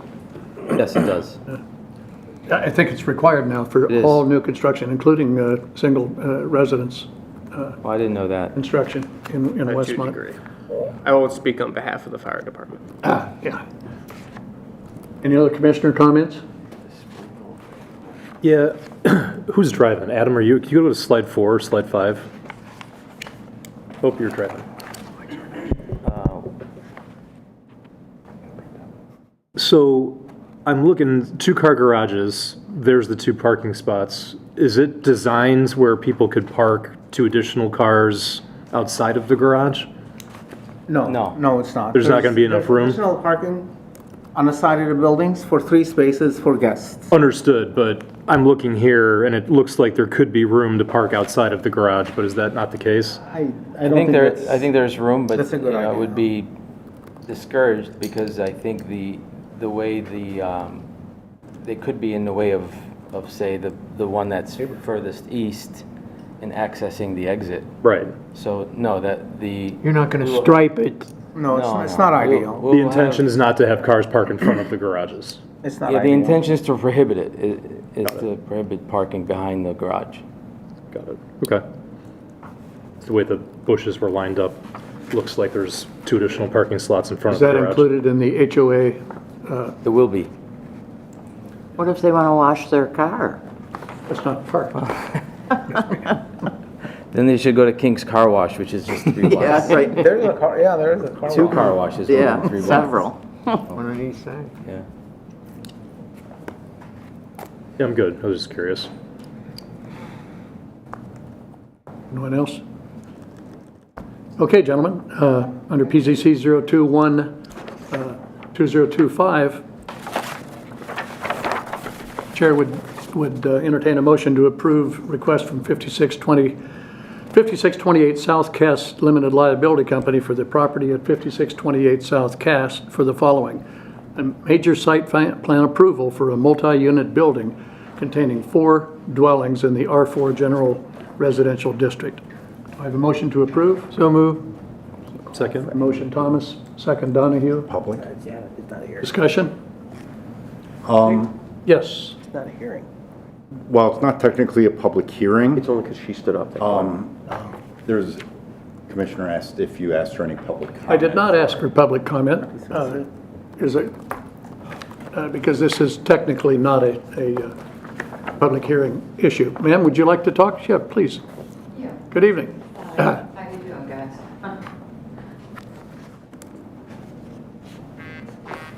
My name's Laurel Rugen. I live 513 North Grant. Since I've lived in Westmont for over 40 years, I always loved that piece of property, and I wish I had had the funds when it came on the market. It's what they're planning to do with the brick and everything to go along with the other, which, you know, other is great to make things match instead of being hodgepodge. But it's like, it's another little piece of the quaintness and charm and older buildings in Westmont that's disappearing. And it just, I find it sad and disappointing, that's all. It's like another one bites the dust. Thank you. Certainly. You're welcome. Thank you. Chair, if I can, for the public hearing, versus a public meeting. I just want to give some guidance. We do have new commissioners. So some items that you'll see are related to public hearings. Public hearings require noticing of some kind to surrounding property owners, publishing in the paper, signs have to be put up, and we have to allow for the public a comment period for them to make comments. Some items don't qualify as a public hearing, but do require a public meeting for planning and zoning approval. Those are usually things that either meet code, and they're usually subdivisions or site plans, and they still have to come in and get approval and take any suggestions from the commission before getting approval to make changes if needed. So subdivisions and site plans generally don't require a public hearing unless they're attached to something that does, like a variance or a special use. Thank you. And that's why I did not ask for any public comment. But practice has generally been if someone in the public's here who wants to make a comment, even though it's not a public hearing, the chairman or chairwoman's allowed them to make a comment. Correct. Roll call. Okay, roll call, please. Commissioner Thomas? Yes. Commissioner Peterson votes yes. Commissioner Lynn? Yes. Yes. Commissioner Donahue? Yes. Commissioner Charleston? Yes. Commissioner Simpson? Yes. Chairperson Carmichael? Yes. There you go, gentlemen. Good luck with this project. And Thank you. Try to keep this smooth. Plenty more to. next item, PZC 006-2026, a request from Sonia Smilja. Ma'am, how do you pronounce your name? Smilja? Smilja. You know, the longer name is, what, Damjanovic? Yes. I'm not going to even go there. You've got the easy part. Okay, welcome. But I'm the attorney. So, do you want me to start, or you're going to talk? Let me finish the introduction. It's for the property at 1351 South Ridge Road in Willowbrook, PIN number 0722103039 for the following. A preliminary plan of subdivision for one lot in the R1A Single Unit Residential District. Good evening. So Good you're evening. the attorney representing. Yes. Sonia had an emergency with her daughter who had, I think, a Great Pyrenees pull her down, so they're at the doctor. But good evening, Chairman. Good evening, Commissioners. I'm sure you're all half asleep like I might be. And good evening to the attorney. So I'm Ellen K. Raymond, and like I said, I'm the attorney for the petitioner. She wished she could be here, but she couldn't be. And this is probably the most straightforward of all your hearings tonight. It's just a vacant lot that we have to ask, according to your staff, for subdivision before we can sell to a builder. So I'm going to be very brief and maybe repeat what Scott's about to say, but just picking up the highlights. Well, first of all, I have to thank your staff. Scott and Jamie worked very closely with our surveyor engineer from Landmark Engineering and had these plats redone in a way that would be acceptable. So we appreciate their feedback and their encouragement. And I'm just going to quote the highlights of the staff report is that this vacant lot meets all the requirements of the zoning ordinance, including width, depth, and area. We meet the requirements of the comprehensive plan, which was to build a single-family residence, and that's our goal is to sell the This is just this lot was inherited by a nearby landowner. So her point in subdividing is to sell to a builder who will build a single-family house. And we comply with Appendix B, which I learned from Scott, governs the land development regulations in the municipal code. And actually, we were approved back in 2006, Sonia's parents, for preliminary plans. For some reason, they never followed up and received final approval because they never brought it to the board. So I don't know any reason you wouldn't approve this lot being subdivided so you can get the tax money for a home rather than vacant land. but if you have any questions, I will try my best to answer. Before any question, let's have staff comments. And Thank you, Chair. So this is a little bit of a unique request. It's a subdivision request for 1351 South Ridge Road. You'll note it's a Willowbrook address for the post office. It is within the municipal boundaries of the village of Westmont. The request is to create one lot where currently a single lot or two parcels exist. So to give some background on this, as the attorney already mentioned, the request in 2006 from the parents of the property owner at the time, they went through the preliminary plan and subdivision process. They went through planning and zoning. They got a positive recommendation for planning and zoning, and then they never made a formal request to the village board for a final plat subdivision, which is what gets recorded at the county to create the second lot. In error, somebody recorded a document with the county, which was the preliminary plan, which created two taxable PIN numbers, which show two PIN numbers with one lot that is currently still there. The parcel to the south of here that has the same address, 1351 South Ridge Road, was sold off. It has a single-family home on it.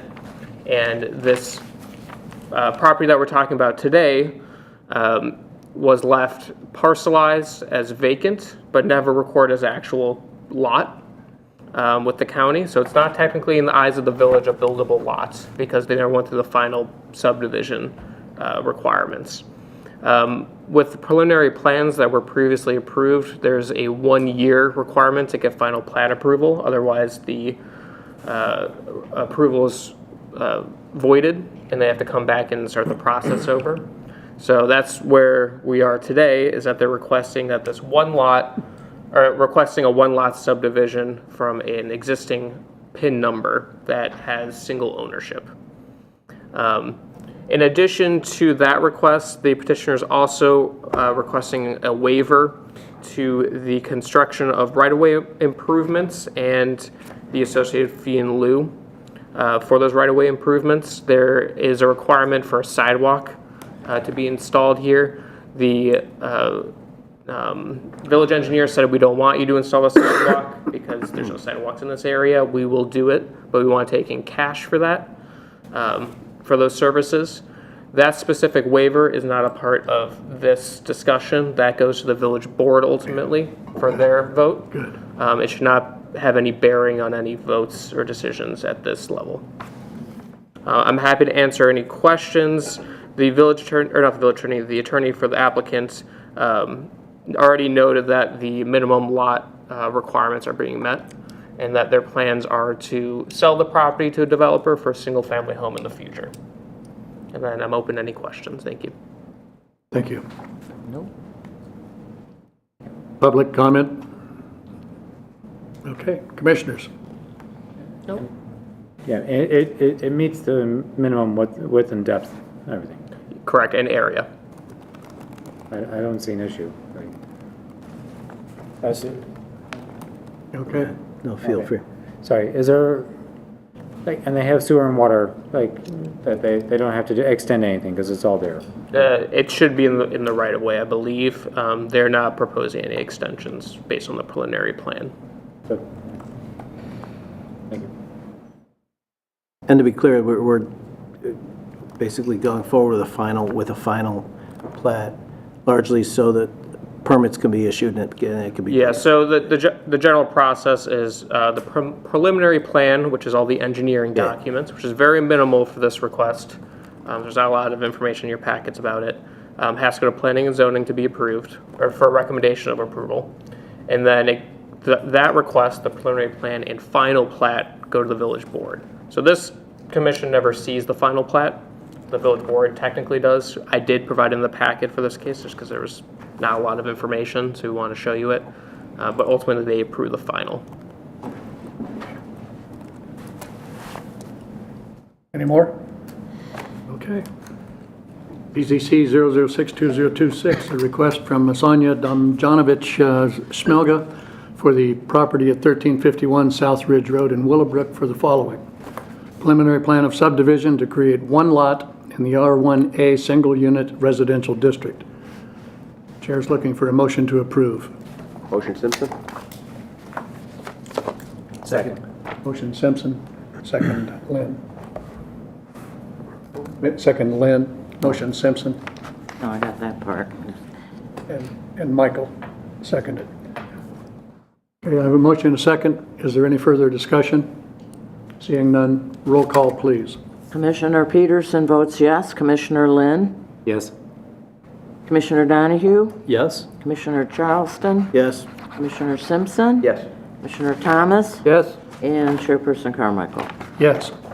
I'm glad we didn't have to deal with that right-of-way fee in lieu. So, there Thank have you. it, Ms. Raymond, and you can pass on the good news to your client. I certainly will. Thank you very much. Certainly. Good night.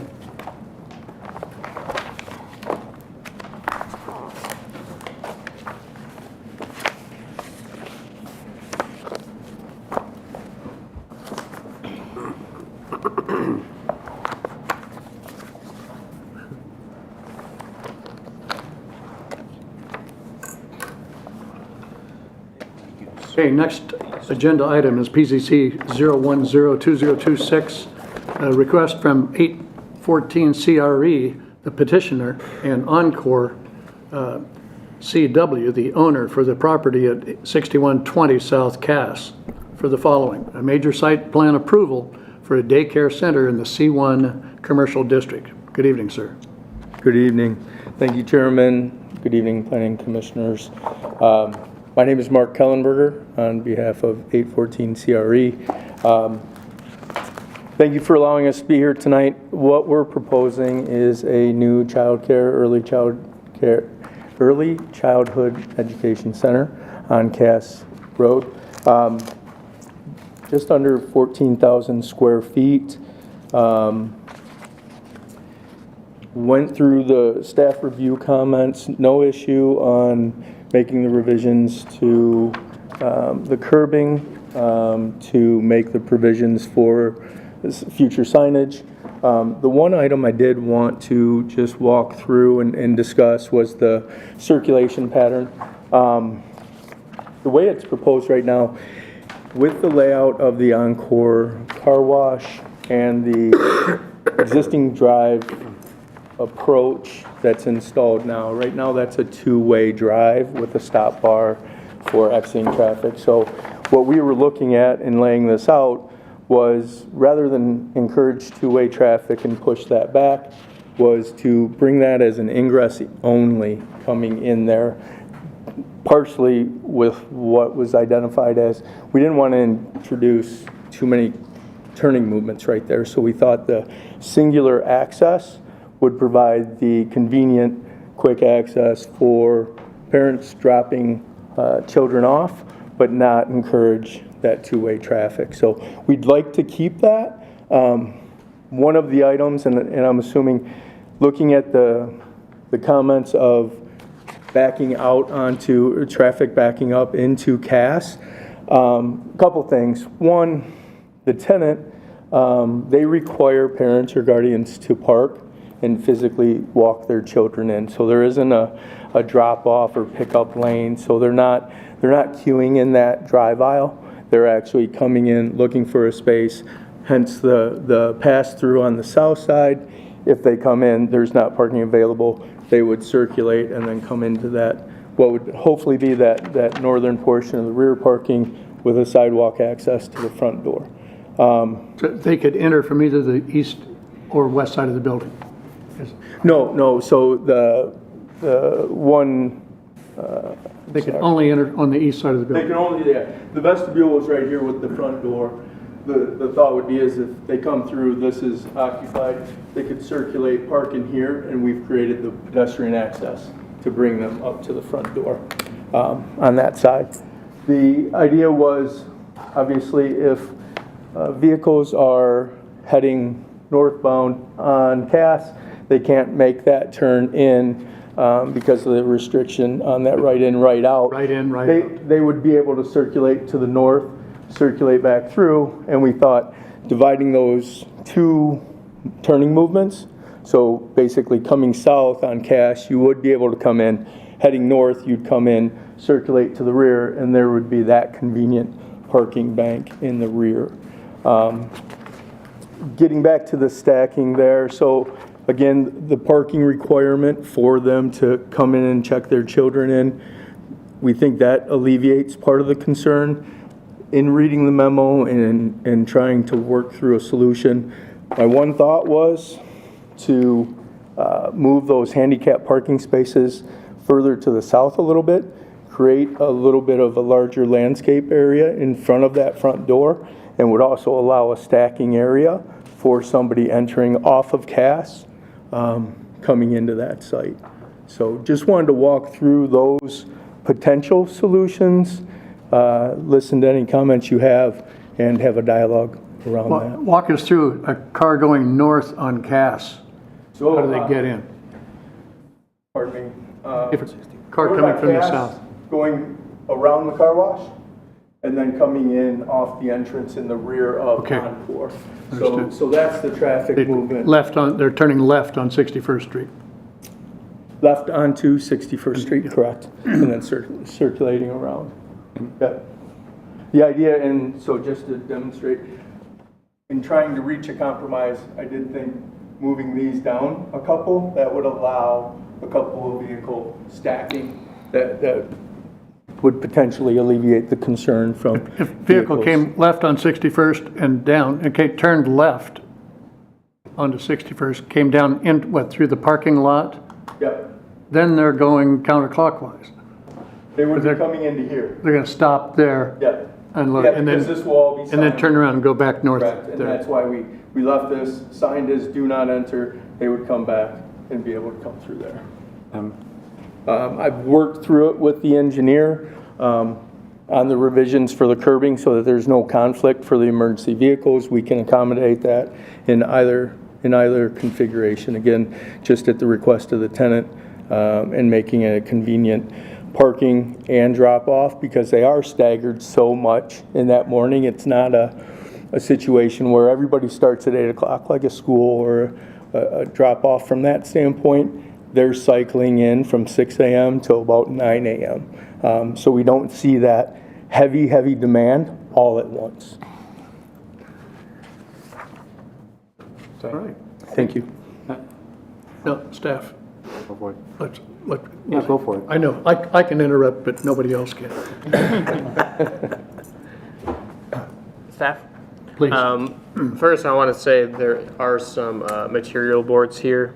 We rarely get them nowadays. So if you do want us to pass it around, we can. Just let me know.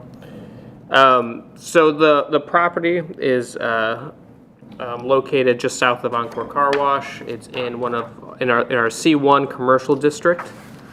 The original subdivision that took place for Encore Car Wash, if you recall, the previous building that was there was an L-shaped strip mall that was vacant for quite a few years, and then Encore came in and divided the property, created the car wash to the north, and then they had this vacant property to the south that was somewhat stubbed out already with some general guidance for parking and drive aisle maneuvering to the site. The property itself, the building itself meets all the bulk standards in the zoning ordinance. So it meets setback requirements, it meets the landscape requirements. There are only a handful of issues that we felt comfortable enough moving forward to place this on an agenda that were mentioned already by the petitioner.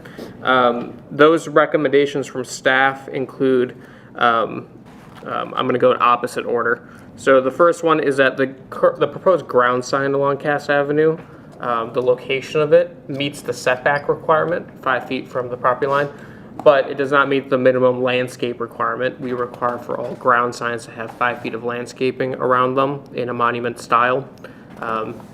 It provides just some nice curb appeal to those properties If you notice Encore to the north, they have 5 feet of landscaping around their ground side. Even on the backside? Even on the backside, that's correct. If we move forth on the approval, staff would want that added on as a condition that it would meet code. And then there's on the south end of the property, there's the drive aisle that you see here that is near the Starbucks, strip mall with the Starbucks.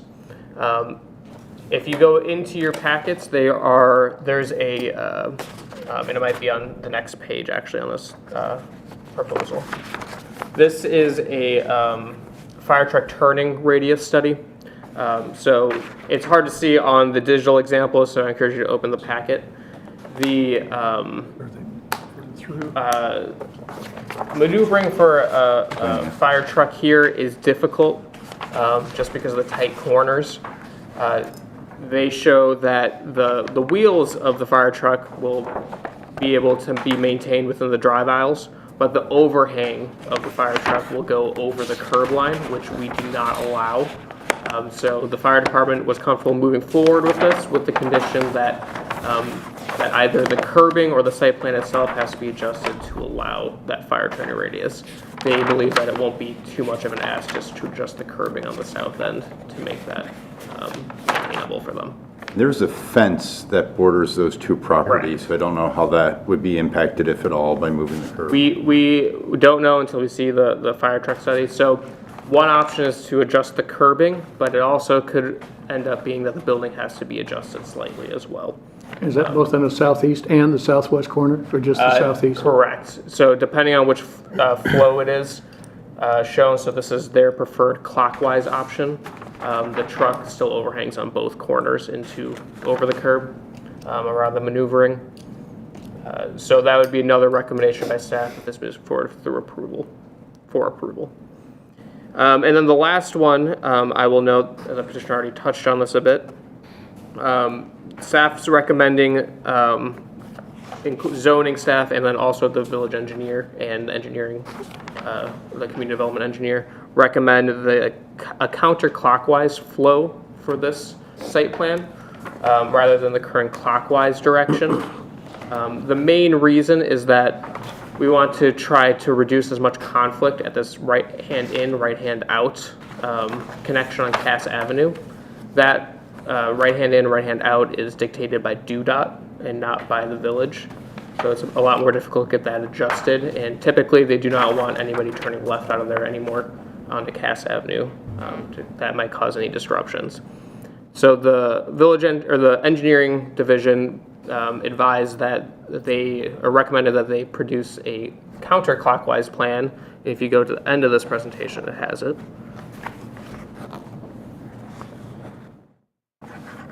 Shown here that has the vehicles entering at the south location, or the western entrance, and then coming around the building in a counterclockwise fashion, and then ending at the right hand in, right hand out. The reason for that is because we at the staff level try to reduce as much conflict coming into a property as possible, because then if there's any conflict from the car wash or the daycare, anything that gets queued up would be queuing up on Cass Avenue rather than internal to the site. So the preference from staff is to have any traffic because of any particular use or conflicts in uses. All that is internal to the site. Normally we see that as an issue for drive-throughs. The car wash in the north has a drive-through as well. We've had some instances of the Starbucks to the south coming onto Cass Avenue because of conflicts, mostly because there's normally people waiting to turn left there onto Cass, and it's on a right hand in, right hand out. So we're trying to reduce as much conflict onto Cass Avenue as possible. If anybody's been just south of here at Market Center, it's very difficult to maneuver out of Market Center onto Cass Avenue when there's heavy traffic at the light. No kidding. The access road that's shown on this, right through the middle. that's in between the two properties. It's Correct. on the south side of Encore's Correct. property. So if you look at the front page of the staff So report, people coming from the north would make a right turn there. other way around. So if they're coming south, you'd make a right Coming hand from in. the north, Oh, sorry, yes. I'm sorry. People going south would Going make south. a right turn there through the parking lot, around counterclockwise Then come the building. People coming from the south, heading north on Cass Avenue, would turn in there or at 61st Street? Or both? They would have to Or turn in at both? 61st.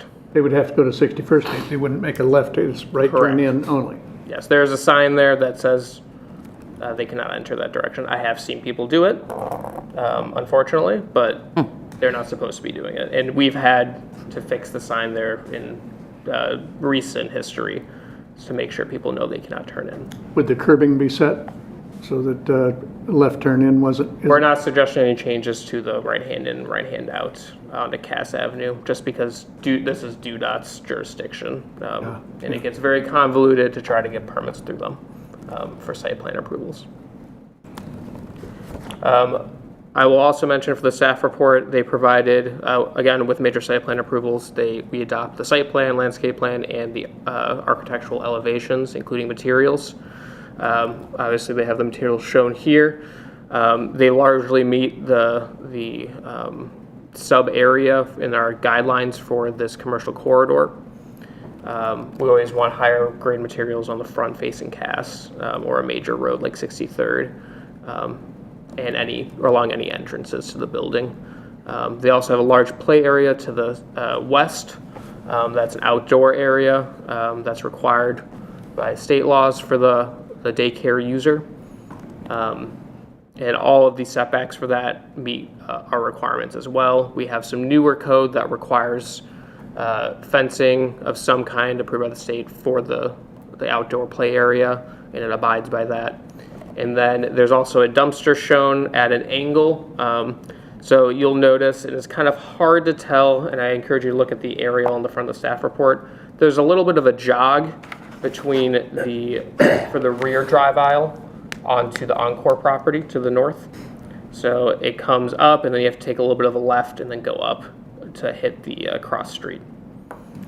So there is a dumpster shown at that location on the northwest corner.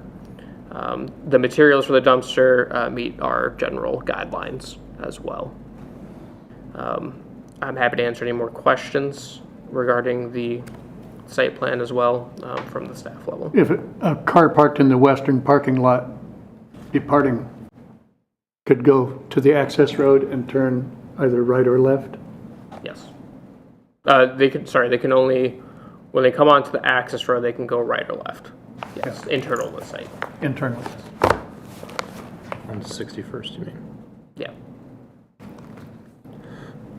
Anyone from the public like to jump on this one? Okay, let's go to the commissioners. So to be clear, so that little access road that's behind the car wash that people would come into, you're only contemplating that that's in only, right? Is that correct? No, that would be function as two-way. It's Two-way. currently designed for two-way traffic. Okay. Yep. I thought I heard you say that you were going to have that be inbound only. No, I apologize if I inferred that.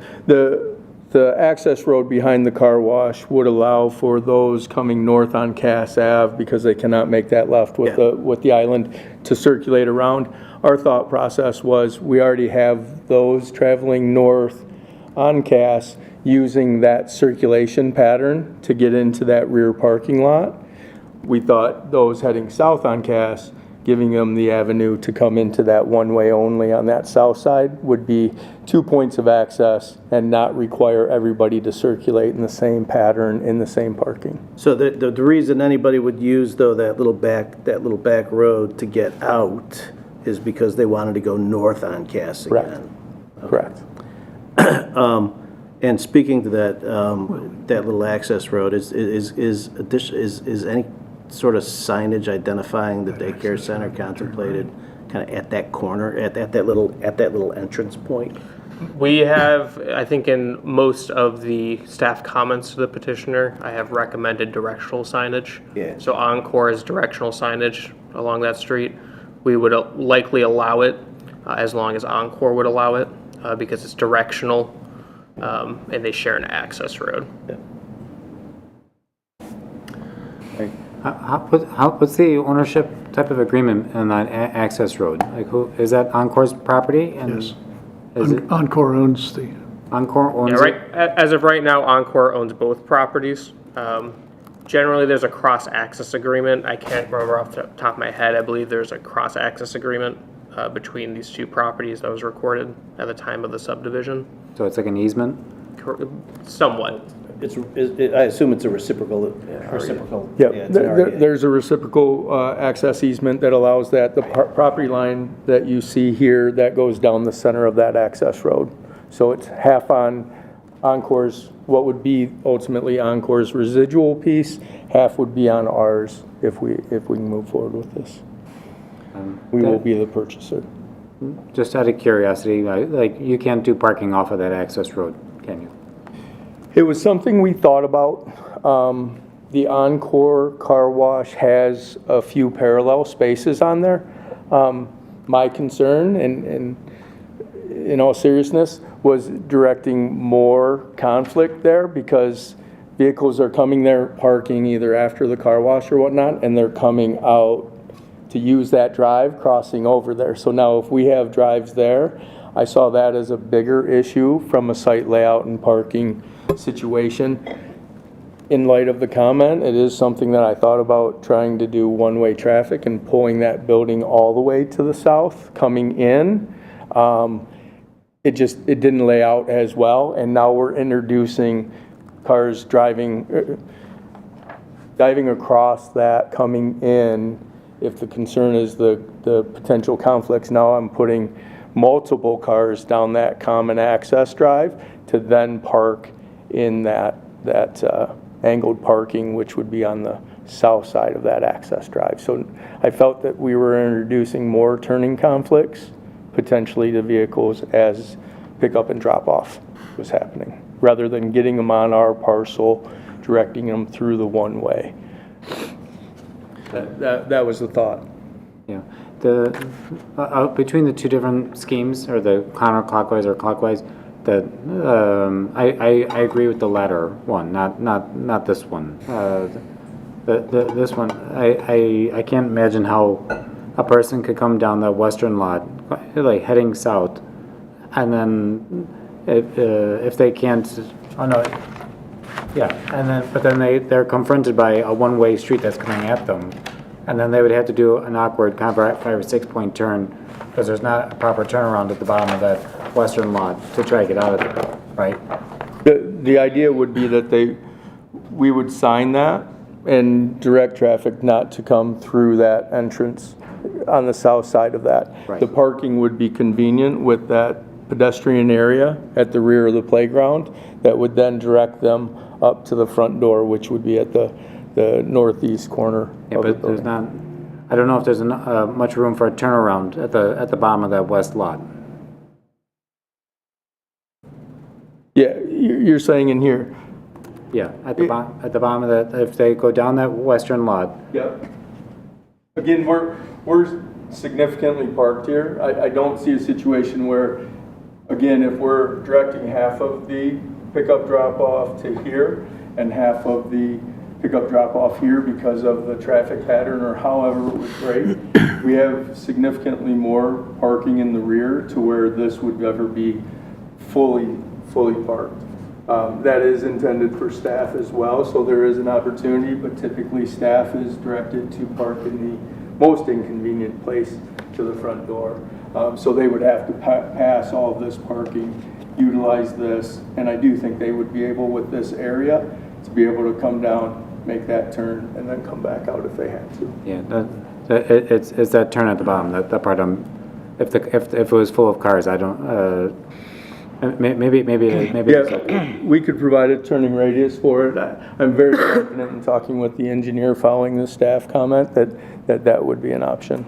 But the second one is also a possibility, right? Yeah, the other. Yeah, we're excited at the opportunity to be in Westmont. To be honest with you, our tenants very excited at the opportunity to expand their footprint, and so I'm coming here as a conversation and discussion to try to work through that. Very much the tenant prefers this layout versus the counterclockwise.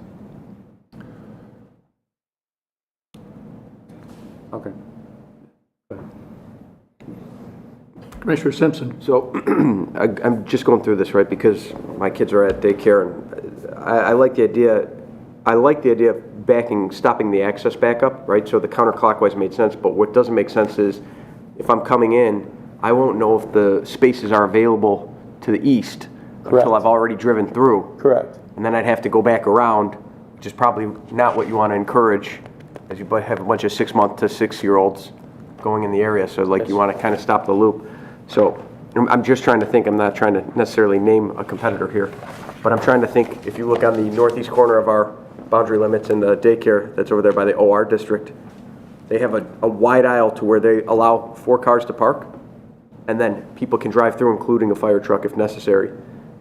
And it actually helps with the drop-off, because I'm trying to think, even if you don't have the spots, no matter which orientation you go, if any of those diagonal spots are filled, you're still having to walk the child all the way from the back all the way to the front.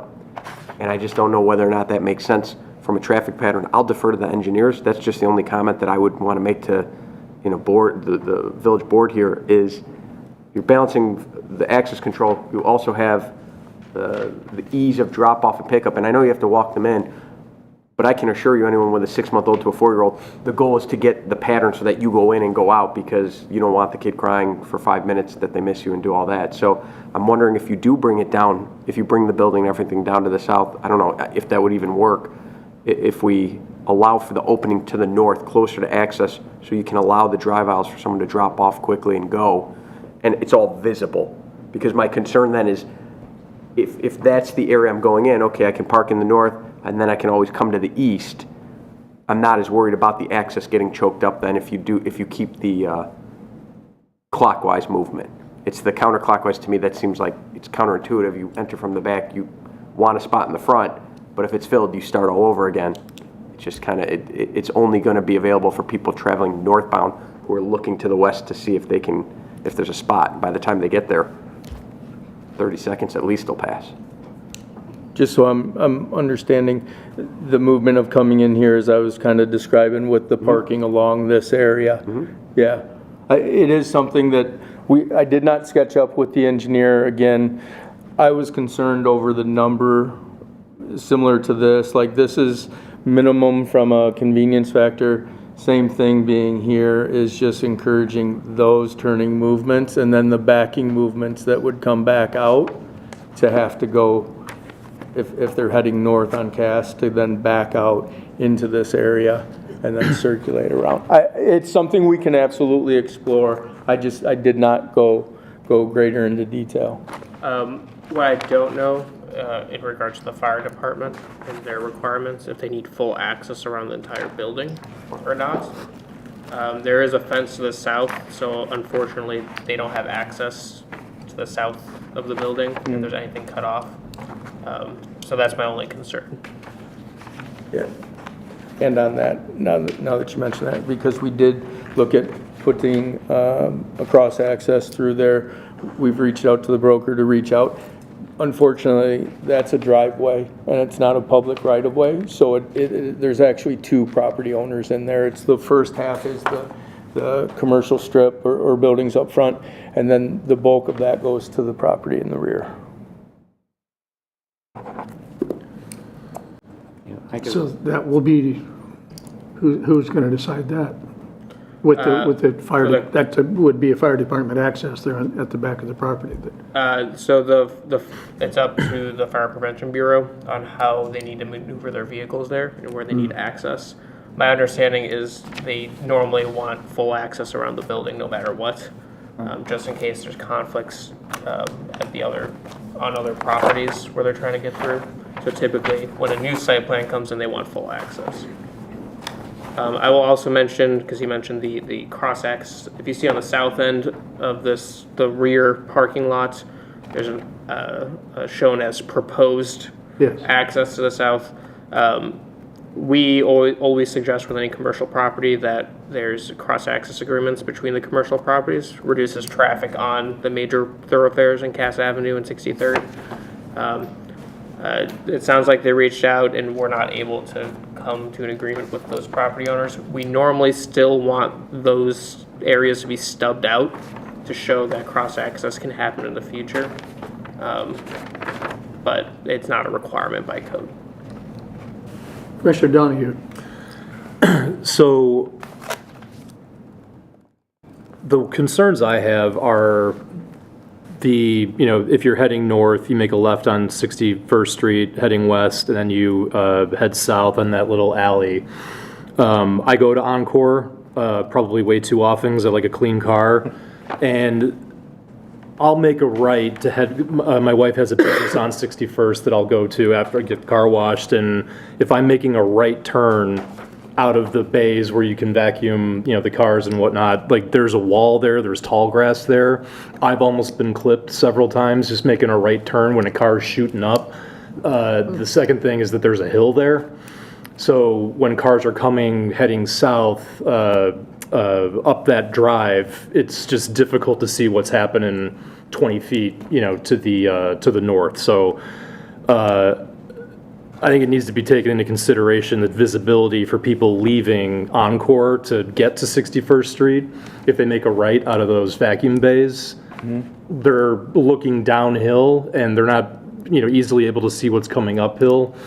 I'm not sure if, removing part of that wall or cutting that grass out will, solve the problem, but you got cars full of kids with moms not paying attention, dropping kids off for 3 hours, and you got hundreds of people coming in and out of Encore. That's a busy little area, and could be potential for some accidents there. So just I'd take it under consideration that's could be a potential problem area is all. Okay. Yep.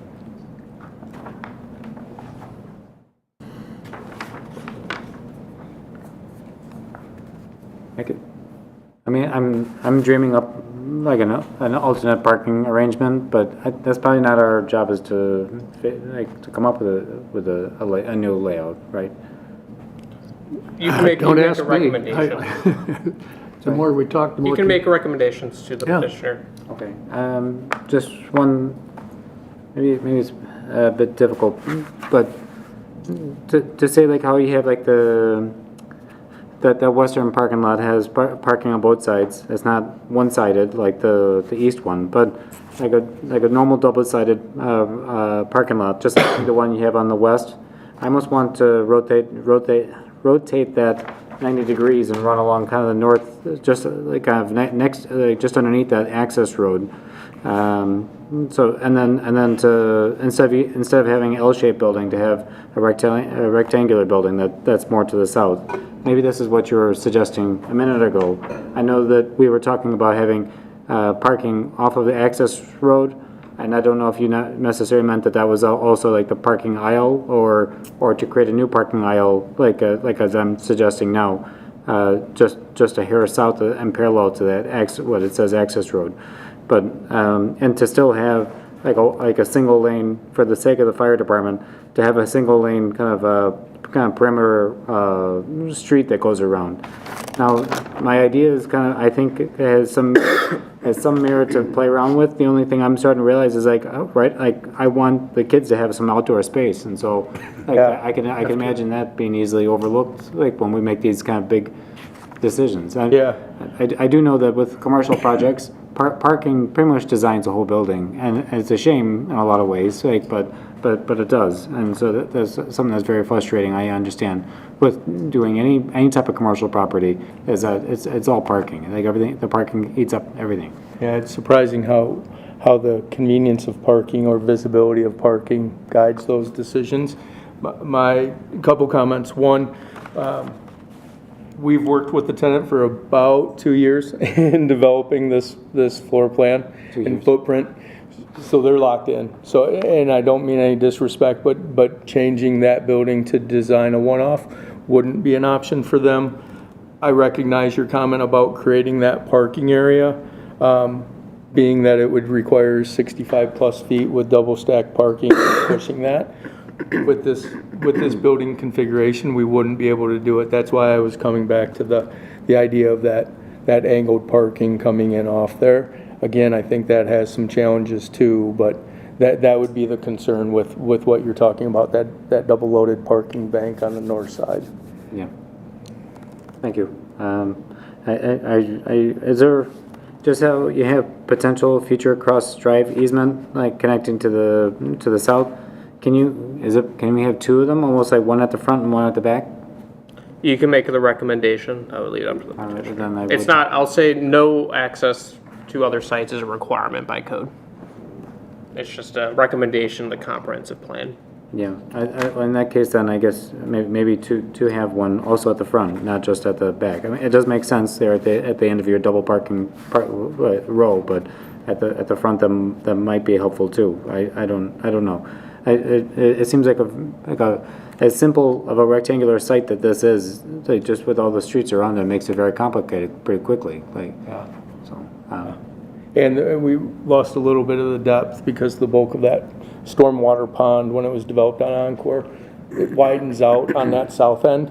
Or else we would have looked at, trying to do a double bank of parking in the front or something a little bit more traditional in the front there, but not pushing the building all the way to the back so that they lose road exposure and visibility. So, yeah, a few little challenges. That's why we came up with what we thought was a good plan, being conscious of turning movements, being conscious of trying to be convenient for those that are driving north or south, providing easy, convenient parking and access provisions for them with the two means of ingress into the site from that standpoint. So that's really, that was a lot of the guiding principle that we looked at. Sure. And then to Scott's standpoint of knowing that the fire departments typically want that circulation pattern, knowing that it wasn't a public street, sometimes we get credit for that.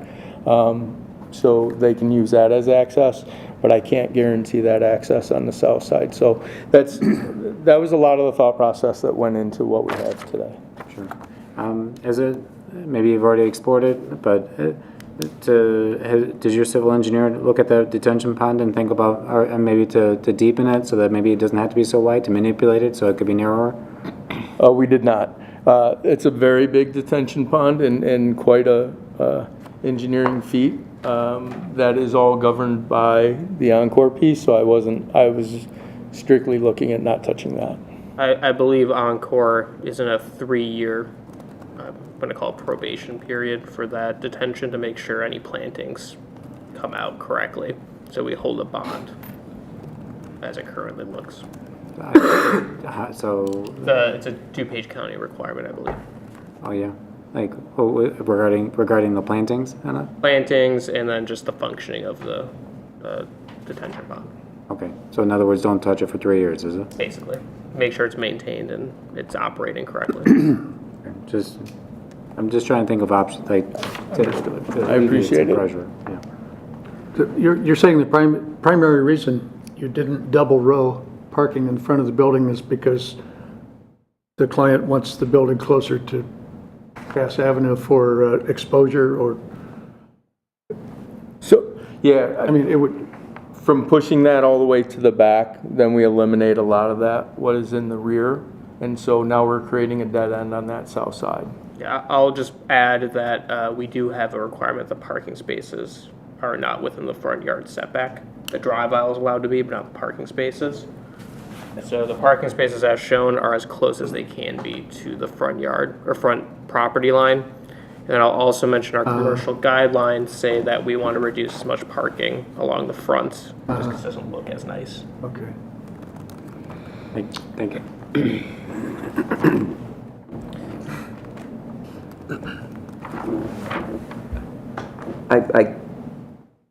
Is the pork chop there? I guess we'll use that term. Is the pork chop there now? Yes. That's the technical Okay, term. all right, so it is there already. Yes. I can't tell the distance, but here's what my fear, because originally I was saying go the other way. Now I think you almost have to do it just for access control here. How many cars could stack or queue if you're going right turn out? So let's say you're leaving this site and you're going to go southbound on Cass, right? And so you're pulling past these handicap spots, again, going with a counterclockwise, right? That's what I'm going with. How many cars can we queue before now someone would be blocking that? Sorry, clockwise, I messed that up. It goes in, follow this route, how it's shown. They're going in clockwise. 2 cars now are stacked up here trying to go southbound. No one can now go this way. Correct. Okay, That's one of the conflicts. They're going to stack up on Cass. Correct. which is going to be a lot faster unless they go straight through. They're going to have to go straight. But they would still have the access to the rear parking lot. They'd have to go rear there. I guess, I mean, that's really where the dilemma comes, because they could always go to the back. Is there an access point with that to the building? No, it all goes through the It all goes front. to the That's why I front. said, if you're putting parking here, it makes sense. And just so that I understand this, it would not work for your client to get rid of this drive aisle in its entirety and allow parking here? We could look at it. I don't know from the fire department standpoint if they would allow it. But it wouldn't be a deal breaker for you to do that. Because I'm thinking of Creme. They've got access to only one side. Correct. This would be 3 sides. I mean, See, you're saying the parking on the east side of the building then would not be slant, it would be straight into the building, back out, Because you're making a dead end on the east end. yeah, potentially. I mean, you could put, yeah, back out and go back north. correct. I mean, you have wiggle room a little bit here if we have to, but my thought here is, in my mind, this is wasted space on the, forgive me. Understood. It's just my opinion, being a dad and being a daycare. This is wasted space on the south. We don't really want to encourage traffic being right where the kids are going to be playing outside anyways, just in case something stupid happens. But my bigger thought is, the front door is in the northeast, so people are picking up and dropping off. So we're kind of, much like Commissioner Lynn said, we're all trying to adjust for the parking side. But in actuality, people are going to want to try and get as close to that door, and it's going to help get people in and out. The more we put them here, the longer those cars are going to stay parked in that spot. You know, so it kind of, we want to encourage people to be able to get in and get out quickly because it's going to keep opening those spots. That's just my only suggestion, and my only concern was, or thought process was, Creme having access to the fire department on one side. In my mind, if we were to do that, they'd have access to 3 sides. I don't see how they don't. And we don't have to worry about vehicle traffic going anywhere near the south part of the playground. I won't speak on behalf of the fire department because they only reviewed what's in front of them on their requirements. Sure. I just know generally for new developments, they normally want full access. Sure. Around the building is their preference. Sure. Because trying to back out a large fire truck, I'm sure, is very difficult. Yeah, like, just there's a lot of times when, so I do architectural work. There's a lot of times I have clients that we try to come up, gin up like a solution on the fly, and I try to tell them it takes time to design things. It takes a lot of time, and so for us to come up with a solution now, I mean, that's great that we could recommend things, but I just don't like it. It's much easier on a computer to try to figure out what tolerances we have. So Yeah. No, like I said, I apologize for not fully vetting that out. My concern was simply on the number of turning movements. I think of the potential options, this being the first, I think adding that angled parking on the north side is a potential. But again, I may be shooting myself in the foot getting to the fire department and then coming back before you and saying that didn't work. Now, we'll kind of go through the same thing with you again. So I didn't intend for this to be a hard one, but I wanted to express what our thought process was, because we did not come by it lightly, and we weren't just thinking of, like, let's slam it in here. There was a lot of thought given to why we did what we did and for the reasons there and a potential compromise. So I appreciate the input. Yeah, I understand your comment. I'm not trying to make you design on the fly. it takes time though. I will say, just because some of the comments I've heard relate to kind of major changes of the site plan. Anything that's major and not just small changes as we've noted before, they would likely have to come back to planning and zoning before going to village board. So I want to make the petitioner aware of that, and also the commission. If they're approved with any conditions as shown on in the staff report, we can likely have those changes noted and conditioned as they go through the village board next. So I just want to make sure, just because a lot of this stuff has to do with timelines and contingencies. Well, I think the issue is the traffic flow and parking. I don't think we're ready to vote. And the curbing. Not to speak for you, if the idea was to agree to the conditions this evening with the understanding that we would look at this angled parking on the North Drive, like, we'd be happy to do that. My concern would just be the ultimate outcome of what that would be and trying to do that. So I leave it with you. I'm open to it. If we had to get tabled to look at that, that's one option, to agree to the conditions to go forward. My concern would just be that, again, this would be preferred option one. The second would be the angled parking on the north, if we can get the fire department on board with that. And staff? My only take is that if we are making major changes to the site plan, the building location is considered a major change. I have to get that re-reviewed at the staff level for compliance, and then fire department. And I don't think we've agreed on traffic flow, have we? Correct. Okay. So we might want to do some straw polls related to that before a vote or a continuation. Yeah. Or just continue it, let the applicant do further research and develop a plan that, it might be the same plan, but that works best, and come back in a month. If I could ask, when would be the next meeting? Next meeting is June 11th? 10th. Yes. But it is a very loaded agenda. I have that effect on agendas. So we have a few agendas coming up that are very, very jam-packed.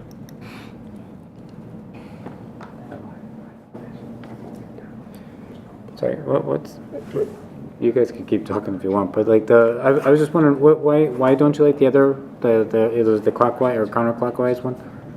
Not this one, the other one? Yeah, I'm sorry. Yeah. Yeah, why? Just the simple fact of directing everybody to the rear of the site. Like, again, not being that convenient. The northbound Cass Avenue, we know, are coming that way because they're required to. The southbound Cass, having them go around to circulate the building.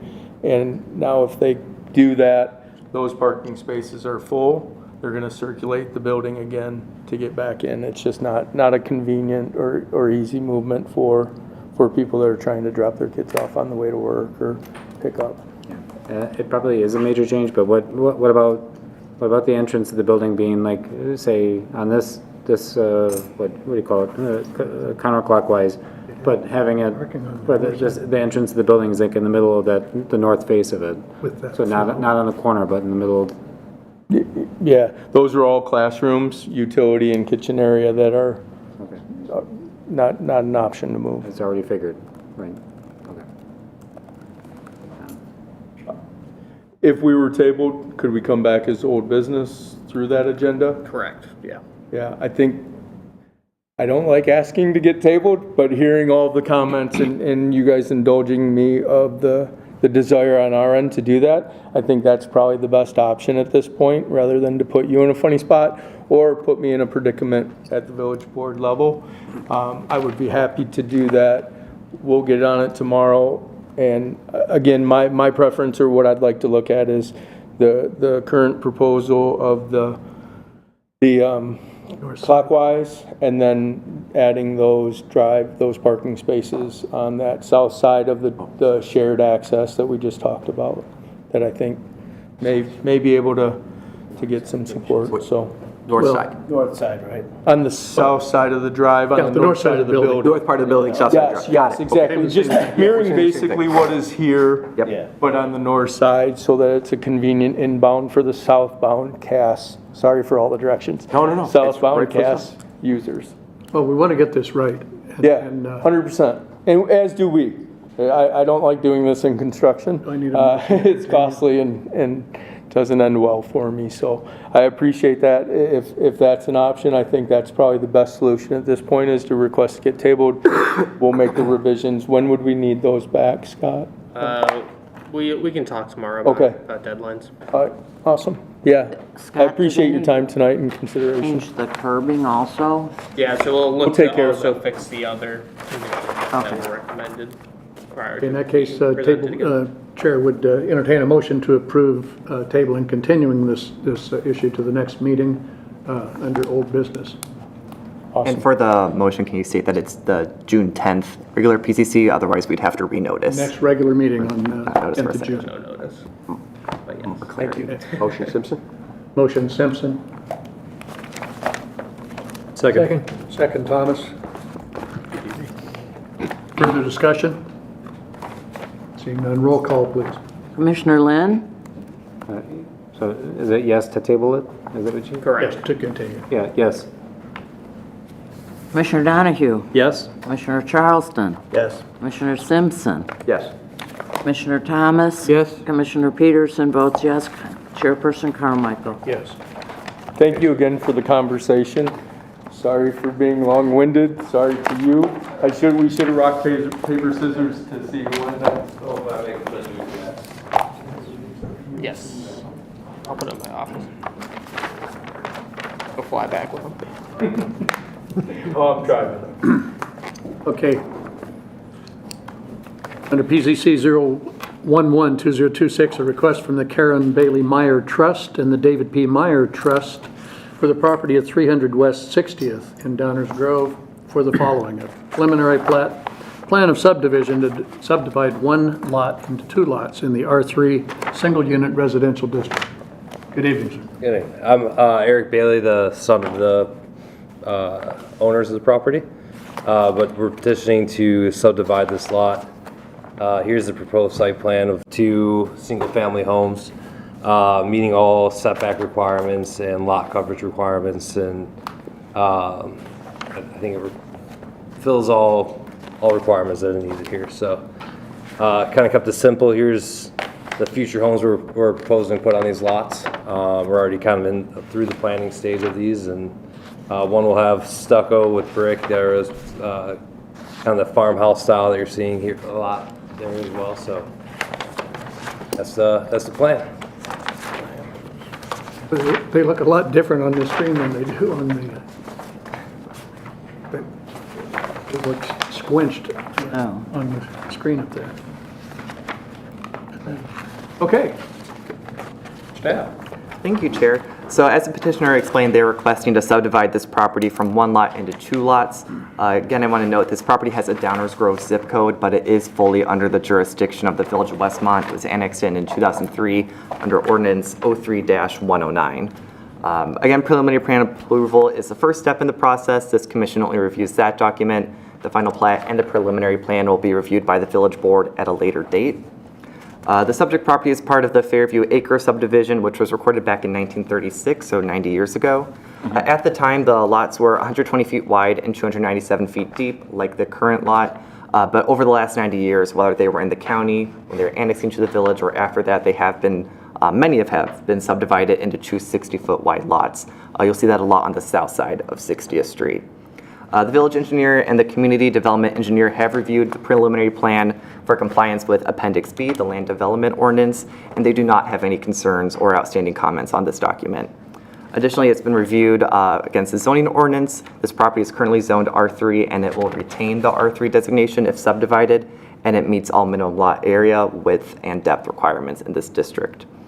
The two homes shown on the preliminary plan, they are just for informational purposes. They might be very close to what the petitioner proposes to build if subdivided, but they are not final. They really demonstrate, again, that the homes will meet or can meet the zoning requirements if subdivided. So just as a note, they could look slightly different. They're not adopted as a part of the subdivision plan.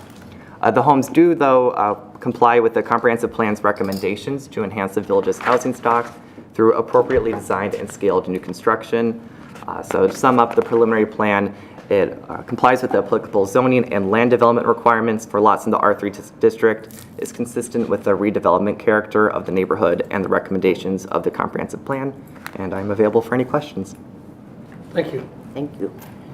Commissioners? Nope. Nobody's saying anything. So this would be tear down? Yeah. The house and the garage? Yep. Would you continue, would you keep that driveway that's there for the east house? No, it's going to be two new driveways on it. for each house. It has to kind of move over a little bit to the east.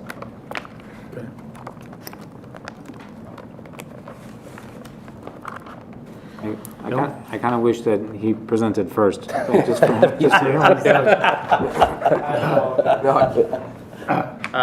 Just because you mentioned it, we typically go through public hearing items first, and then it goes in order of when they're ready to be put on an agenda, so when they get us documents. Life's not fair. It's all right. All the questions, huh? Okay, under PZC 0112026, Chair would entertain a motion to approve the preliminary plan of subdivision to subdivide one lot into two lots in R3 single unit residential district at 300 West 60th Street. Charleston. Motion to second, Charleston. Simpson? Second from, Simpson. got it? Discussion? Roll call, please.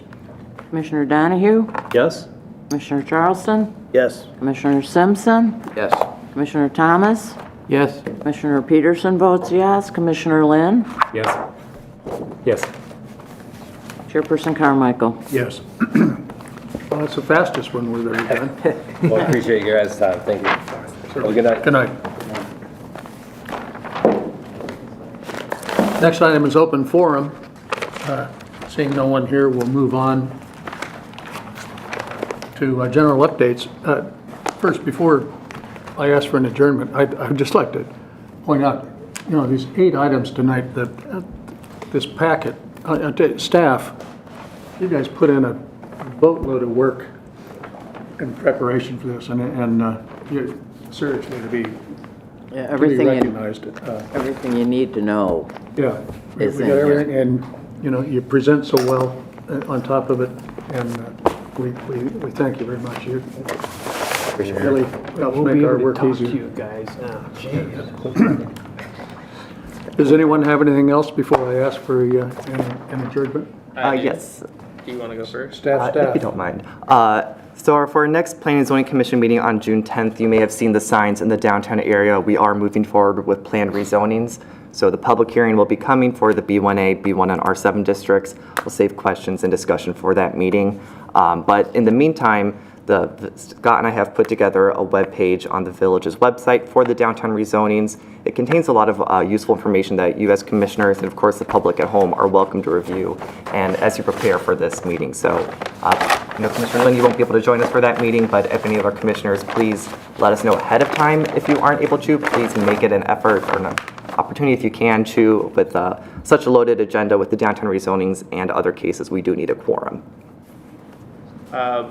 Related to that specific meeting, we have at least 3 other new business items in addition to those rezonings. And then we also likely have 1 other item and then the continuation of the item you heard tonight. So it'll be a longer meeting as well. I will mention that the size of the rezonings is quite large and individual notices are being sent to the property owners. So we do expect a larger crowd for that one, just to put you in the right mindset. If for whatever reason we cannot hold the meeting here because of occupancy, we will have a location set aside for a continuation on a date certain. I have to go back to my notes to see when people are available and that specific location, but we'll have it ready for that meeting. All the zoning, though, on all the properties will be one motion, right? There are going to be separate motions. There's quite a few challenges to it because it's 3 separate zoning districts and 3 different zoning district changes. Oh, It's a bit convoluted. There's also going to be some, if you look at the signs, there's some, or sorry, the website, there's some comp plan amendments related to it as well. But we'll further discuss that at the meeting. Yes. So that's why we recommend that you look over the website to prepare yourself prior to getting the packet. Yes. And then, go ahead. No, go ahead. I was going to say, we also have likely a special meeting in June. The date has not been determined, but it's likely the 2 weeks after the June 10th meeting. I thought they picked a day. and it depends on where cases are related for that special meeting. And that one is also likely a larger meeting that will have more residents there. So that's as much as I can say for now until we start noticing. Okay, thank you. Okay, at this point, Chair would entertain a motion to adjourn. So moved. Second, Simpson. Third, fourth. All in favor, say aye. Aye. Those opposed? Hearing none, this meeting is adjourned at 9:13.